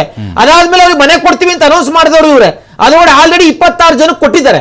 ಅವ್ರದ್ದು ನ್ಯಾಷನಾಲಿಟಿ ಚೆಕ್ ಮಾಡ್ಲಿಲ್ಲ, ಅದೇನೇನು ಚೆಕ್ ಮಾಡಿದ್ರೆ ಗೊತ್ತಿಲ್ಲ. ಅದನ್ನ ಅನೌನ್ಸ್ ಮಾಡ್ಬೇಕು, ಅದನ್ನ ಹೇಳ್ಬೇಕಿತ್ತು, ಹೇಳಿಲ್ಲ. ಸೊ ಇವ್ರು ಅಕ್ರಮ ವಲಸಿಗರಿಗೆ ಮನೆ ಕೊಡಕ್ ರೆಡಿ ಇದ್ದಾರೆ. ಇನ್ನು ಅಕ್ರಮ ವಲಸಿಗರನ್ನ ಆಚೆ ಹಾಕ್ತಾರ ಸರ್? ರಾಜ್ಯ ಸರ್ಕಾರದ ಆದ್ಯ ಕರ್ತವ್ಯ ಸರ್, ಬಂಧನ ಮಾಡಬೇಕಾಗಿರ್ತಕ್ಕಂಥದ್ದು, ಐಡೆಂಟಿಫಿಕೇಶನ್ ಮಾಡಬೇಕಾಗಿರ್ತಕ್ಕಂಥದ್ದು, ಡಿಟೆನ್ಷನ್ ಸೆಂಟರ್ ಕಳಿಸಬೇಕಾಗಿರ್ತಕ್ಕಂಥದ್ದು ರಾಜ್ಯ ಸರ್ಕಾರದ ಕರ್ತವ್ಯ. ಅದಾದ್ಮೇಲೆ ಫಾರಿನರ್ ಟ್ರಿಬ್ಯುನಲ್ಸ್ ಅಲ್ಲ ಅವರು ಒಳಗಡೆ ಬಂದಷ್ಟು ನಿಮಗೆ ಲಾಭ ಅಂತ ಹೇಳಿ 100% ಇಲ್ಲ ಸರ್. Election ಸರ್ ಅಕ್ರಮ ವಲಸಿಗರನ್ನ ಇಟ್ಕೊಂಡು ರಾಜಕಾರಣ ಮಾಡ್ತಕ್ಕಂಥ ಪರಿಸ್ಥಿತಿ ಬಿಜೆಪಿಗೆ ಇನ್ನೂ ಬಂದಿಲ್ಲ. ಈ ರಾಷ್ಟ್ರೀಯತೆಯ ಆಧಾರದ ಮೇಲೆ ಈ ದೇಶದ ಒಂದು ಭದ್ರತೆ ಆಧಾರದ ಮೇಲೆ ಪಕ್ಷ ನಡೀತಾ ಇರತಕ್ಕಂಥದ್ದು, ರಾಷ್ಟ್ರೀಯತೆ ಆಧಾರದ ಮೇಲೆ ಬಿಜೆಪಿ ಇವತ್ತು ಕೆಲಸ ಮಾಡ್ತಿರ್ತಕ್ಕಂಥದ್ದು. ನಮ್ಮೆಲ್ಲರ ಸಿದ್ಧಾಂತ ಸರ್ ರಾಷ್ಟ್ರೀಯತೆ, ಸರ್ ಅದಕ್ಕೆ ನ್ಯಾಷನಲಿಸಂ ಲೆಕ್ಕ ಕೊಡಿ ಅಂತ ಹೇಳಿದೆ ನಾನು. ಮಾಡ್ತಕ್ಕಂಥ ಕೆಲಸವನ್ನ ಯಾವ ಬಿಜೆಪಿಗೂ ಮಾಡಲ್ಲ. ಲೆಕ್ಕ ಕೊಡಿ ಅಂತ ಕೇಳಿದೆ, ಎಷ್ಟು ಜನ ಹೊರಗೆ ಹಾಕಿದಿರಿ ಅಂತ ಹೇಳಿ. ಸರ್ ನೋಡಿ, ಕಳೆದ ಐ ಥಿಂಕ್ 4 months ಮುಂದೆ ಹಿಂದೆ ಗುಜರಾತ್ ಇಂದ ಸುಮಾರು 2400 ಜನನ ಆಚೆ ಆಗ್ತಕ್ಕಂಥ ಕೆಲಸವನ್ನ ಮಾಡಿದ್ರು. ಯಾವ ಪ್ರೊಸೀಜರ್ ಮಾಡಿದ್ರು ಸರ್? ಮೊದಲು ಆ ರಾಜ್ಯ ಸರ್ಕಾರ ಅವ್ರನ್ನ ಐಡೆಂಟಿಫಿಕೇಶನ್ ಮಾಡ್ತು, ಬಂಧನ ಮಾಡ್ತು, ಡಿಟೆನ್ಷನ್ ಸೆಂಟರ್ ಕಳಿಸ್ತು, ಫಾರಿನರ್ ಟ್ರಿಬ್ಯುನಲ್ ಹೋಯ್ತು. ಅದಾದ್ಮೇಲೆ ಅವ್ರನ್ನ ಗಡಿಪಾರ್ ಮಾಡಿ ತೆಗೆದುಕೊಂಡೋಗಿ ಪಶ್ಚಿಮ ಬಂಗಾಳ ಬಾರ್ಡರ್ ಬಿಟ್ಟು ಬಂದ್ರು, ಮುರ್ಷಿದಾಬಾದ್ಗೆ. ಆ ಕೆಲಸವನ್ನ ಮಾಡಿದ್ರು. ಇದು ಕರ್ನಾಟಕ ಕಾಂಗ್ರೆಸ್ ಸರ್ಕಾರ ಯಾಕೆ ಮಾಡಕ್ ಆಗ್ತಾ ಇಲ್ಲ? ಅವ್ರನ್ನ ಯಾಕೆ ಐಡೆಂಟಿಫಿಕೇಶನ್ ಮಾಡಕ್ ಆಗ್ತಾ ಇಲ್ಲ? ಯಾಕೆ ಬಂಧನ ಮಾಡಕ್ ಆಗ್ತಾ ಇಲ್ಲ? 15 ಲಕ್ಷ ಬೇಡ ಸರ್, ಕೇವಲ 15,000 ಜನ ಬಂಧನ ಮಾಡಿದೀನಿ ಅಂತ ಹೇಳಿ 1% ಬಂಧನ ಮಾಡಿದೀವಿ ಅಂತ ಹೇಳಿ ಇವರು. 1% ಬೇಡ, 0.1%, 1,500 ಜನ ಬಂಧನ ಮಾಡಿದೀವಿ ಅಂತ ಹೇಳಿ ಮಾಡ್ತಾ ಇಲ್ಲ ಸರ್. ಇವತ್ತು ನಾವು ಬೆಂಗಳೂರು ಮಾತ್ರ ಗಮನಿಸ್ತಾ ಇದೀವಿ ಸರ್, ಪ್ರತಿಯೊಂದು ಹಳ್ಳಿಯಲ್ಲೂ ಇದ್ದಾರೆ ಸರ್.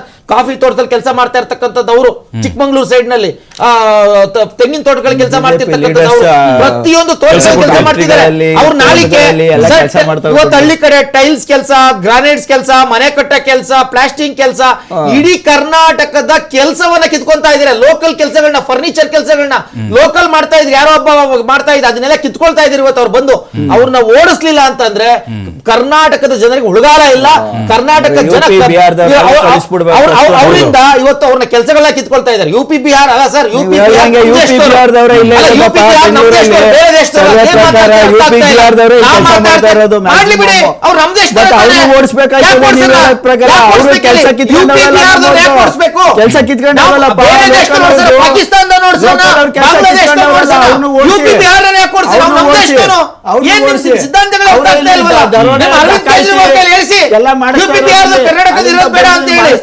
ಮಾತಾಡ್ತೀರಿ ಸರ್ ನೀವು? ಸರ್ ಬಾರ್ಡರ್ ವಿಚಾರ ಅಂತ ಬಂದಾಗ ಸರ್, ಅಲ್ಲ ಈಗ ಅಮೆರಿಕ ನೋಡಿ ಸರ್, ಅಮೆರಿಕ ಕೆನಡಾದಲ್ಲಿ ದೊಡ್ಡ ಗೋಡೆ ಕಟ್ತಾ ಇದೆ, ಚೀನಾ ಮಹಾಗೋಡೆ, ಅವ್ರದ್ದು ಸೆಕ್ಯೂರಿಟಿ, ನಮ್ಗೆ ರಕ್ಷಣೆ ಇಲ್ವಾ? ಹಾಗಾದ್ರೆ ನಾವ್ ಹೇಳ್ತಿರೋದು ಆರ್ಮಿ ಯಾರ ಕೈಲಿದೆ, ಏರ್ ಫೋರ್ಸ್ ಯಾರ ಕೈಲಿದೆ, ನೇವಿ ಯಾರ ಕೈಲಿದೆ, ಕೋಸ್ಟ್ ಗಾರ್ಡ್ ಒಕ್ಕೂಡ್ತಲೇ ಯಾರ ಕೈಲಿ, NIA ಯಾರ ಕೈಲಿದೆ, ಸಂಸ್ಥೆಗಳು ಇವ್ರ ತವೇ ಇದಾವೆ. ಮತ್ತೆ ಮೇಲೆ ಕೇಳಿ ಕಾನೂನು ಇವ್ರ ಕೈಲೇ ಇದೆ, ಎಲ್ಲ ಇವ್ರ ಕೈಲೇ ಇದೆ. ನಾವ್ ಹೇಳ್ದಂಗೆ ಒಂದು ವೋಟರ್ ಐಡಿನ ಒಂದು ಆಧಾರ್ ಕಾರ್ಡ್ ಲಿಂಕ್ ಮಾಡಕ್ಕೆ ರೆಡಿ ಇಲ್ಲ. ಒಂದು ಈ ತರ ಅದು ಮಾಡಿದ್ರೆ ಆಟೋಮೆಟಿಕ್ ಆಗಿ ಸಿಕ್ಕಾಕತ್ತಾರೆ. ಇವ್ರು ನಕಲಿನ, ಒರಿಜಿನಲ್, ಡೂಪ್ಲಿಕೇಟ್ ಎಲ್ಲ ಸಿಕ್ಕಾಕೋ. ಆಧಾರ್ ಕಾರ್ಡ್ ಹೇಳ್ತಾ ಇರೋದು ಲಿಂಕ್ ಮಾಡಿ ಅಂತ ಹೇಳ್ತಾ ಇರೋದು.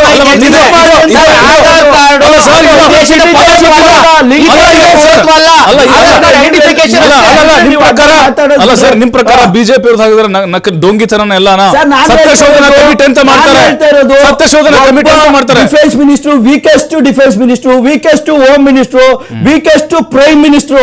ಅದರಿಂದ ಇವತ್ತು ನಮ್ಮ ಸುತ್ತಮುತ್ತ ಇರೋ ಸಣ್ಣ ಪುಟ್ಟ ದೇಶಗಳೇ ನಮ್ಗಳು ಕಂಡ್ರೆ ಭಯ ಇಲ್ಲ. ನಮ್ ವ್ಯಕ್ತಿಗಳನ್ನ ಕರ್ಕೊಂಡು ಈ ದೇಶದಲ್ಲಿ 300 ಜನನ್ನ ಒತ್ತೆಯಾಳಾಗಿ ಇಟ್ಕೊಳ್ತಾರೆ.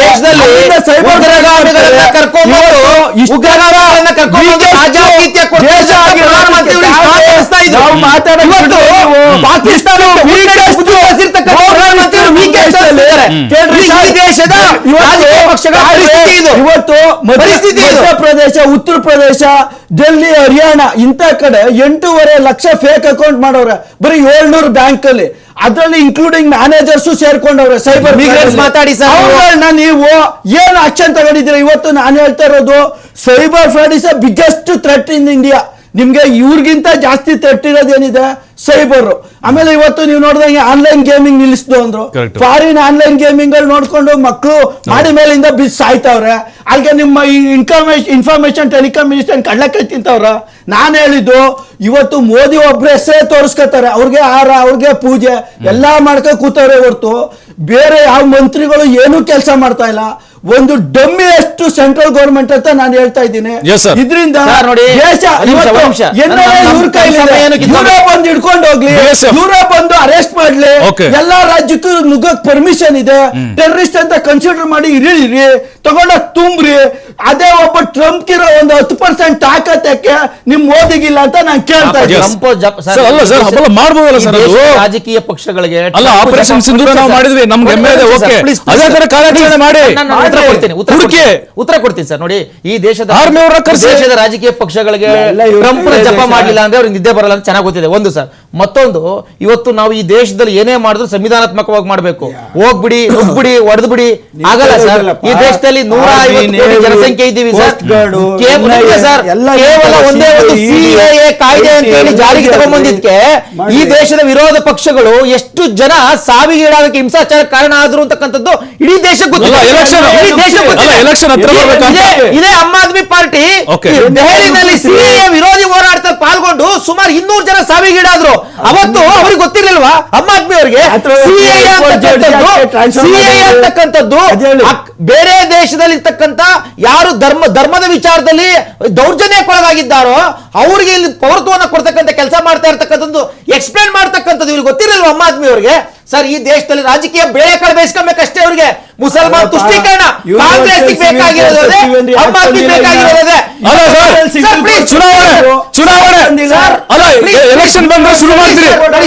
ನೋಡಿ ಸರ್, ಇವ್ರಿಗೆ ಬಾಂಗ್ಲಾದೇಶದ ವಿಚಾರದಲ್ಲಿ ಯಾಕೆ ರಾಜಕೀಯ ಮಾಡ್ತಾ ಇದ್ದಾವೆ ವಿರೋಧ ಪಕ್ಷಗಳು ಅಂತಂದ್ರೆ, ಅಲ್ಲಿಂದ ಬರ್ತಕ್ಕಂಥವ್ರು 99% ಮುಸಲ್ಮಾನ್ರೆ. ಅದು ಆಮ್ ಆದ್ಮಿಗೂ ಬೇಕು ಓಟು, ಕಾಂಗ್ರೆಸ್ಗೂ ಬೇಕು. ಇವತ್ತು ಆಮ್ ಆದ್ಮಿ ಅವ್ರು ಯಾಕೆ ಇಷ್ಟೊಂದು ಕಿರ್ಚಾಡ್ತಿದ್ದಾರೆ, ಕೂಗಾಡ್ತಿದ್ದಾರೆ ಅಂತಂದ್ರೆ, ಇವತ್ತು ಅವ್ರು ಓಟ್ ಬೇಕು, ಅವ್ರನ್ನ ಉಳಿಸ್ಕೋಬೇಕು.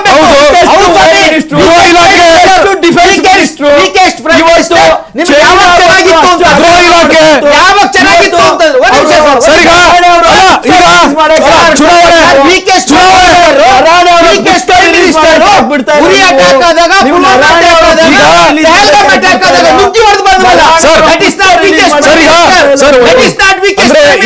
ಬಿಜೆಪಿ ಕೇಂದ್ರ ಸರ್ಕಾರ ಈ ಆಪರೇಷನ್ ಮಾಡಕ್ಕೆ ಎಲೆಕ್ಷನ್ ಬರ್ಬೇಕಂತ ಈಗ ಹತ್ರ ಯಾವ್ದಾದ್ರು ನಾನು ಹೇಳ್ತಾ ಇರೋದು 12 ವರ್ಷದಿಂದ ಇವ್ರು ಏನೂ ಮಾಡಿಲ್ಲ.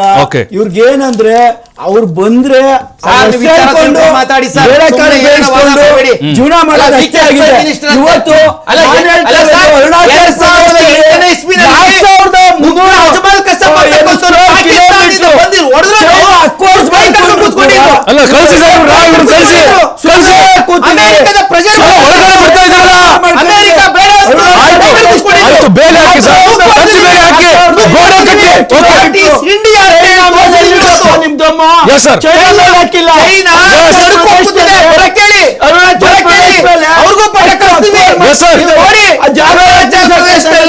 ನಮ್ಮ ಯೋಧರು ಭಾರತೀಯ ಯೋಧರು ಚೀನಾದಲ್ಲಿ ಹೊಡೆದಿದ್ದಾರೆ ಅಂತ ತಾಕತ್ತು ನೋಡಿ, ವಿಡಿಯೋ ನೋಡಿ ಹೋಗಿ ಯಾವ ರೀತಿ ಅಂತವ್ರು ಅಂತವ್ರನ್ನ ತಗೊಂಡೋಗಿ ಜೈಲಲ್ಲಿ ಇಟ್ಟು ಸಾಯಿಸ್ತಾರೆ.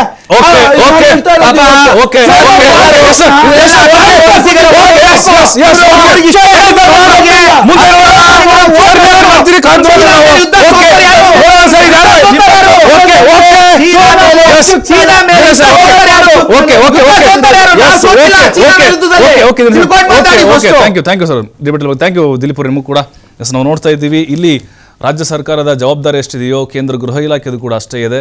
ನಮ್ಮ ದೇಶದ ಗಡಿ ಅಂತ ಬಂದಾಗ ಮೇನ್ ಗಡಿ ಭಾಗದಲ್ಲಿ ಈಗ ಫೆನ್ಸಿಂಗ್ ಹಾಕುವಂಥ ಕೆಲಸ ಆಗ್ತಾ ಇದೆ. ಬಟ್ ಅದು ಮುಂದೆ ಯಾವಾಗ ಕಂಪ್ಲೀಟ್ ಆಗುತ್ತೋ ಗೊತ್ತಿಲ್ಲ ನಮಗೆ. ಆದರೆ ಈ ಅಕ್ರಮ ಬಾಂಗ್ಲಾ ವಲಸಿಗರಿದಾರಲ್ಲ, ಬೆಂಗಳೂರಿನಲ್ಲಂತೂ ನಿಜಕ್ಕೂ ಈ ವರದಿ ನೋಡ್ತಿದ್ರೆ ಸ್ಥಳೀಯರು ಕೂಡ ಇದು ಶಾಕ್ ಕೊಡ್ತಾ ಇದೆ. ಆದರೆ ಇಲ್ಲಿ ವೋಟ್ ಬ್ಯಾಂಕ್ ರಾಜಕಾರಣ ಅನ್ನೋದು ಕೂಡ ಬಹಳ ಸ್ಪಷ್ಟವಾಗಿ ಎದ್ದು ಕಾಣಿಸ್ತಿದೆ. ಹಾಗಾಗಿ ಅವ್ರನ್ನ ಹೊರದಬ್ಬುವಂತಹ ಕೆಲಸ ಕಾನೂನಾತ್ಮಕವಾಗಿ ಬಹಳ ಕ್ಷಿಪ್ರವಾಗಿ ನಡೀಬೇಕು. ರಾಜ್ಯ ಸರ್ಕಾರ ಕೂಡ ಅದಕ್ಕೆ ಸಹಕಾರವನ್ನು ಇನ್ನೂ ವೇಗವಾಗಿ ಕೊಡಬೇಕು. ಆಲ್ರೆಡಿ ಕಾರ್ಯಾಚರಣೆ ಮಾಡ್ತಿದ್ದಾರೆ, ಇನ್ನೂ ಜಾಸ್ತಿ ಒತ್ತನ್ನು ಕೊಡಬೇಕು ಅನ್ನುವಂಥ ಒಂದು ಒತ್ತಾಯವನ್ನು ನಾವು ಮಾಡ್ತಾ ಇದ್ದೇವೆ. ಇದೇ ಹೊತ್ತಿನ ಅಖಾಡ ನೋಡ್ತಾರೆ TV5 ವಾಸ್ತವದ ಪ್ರತಿರೂಪ.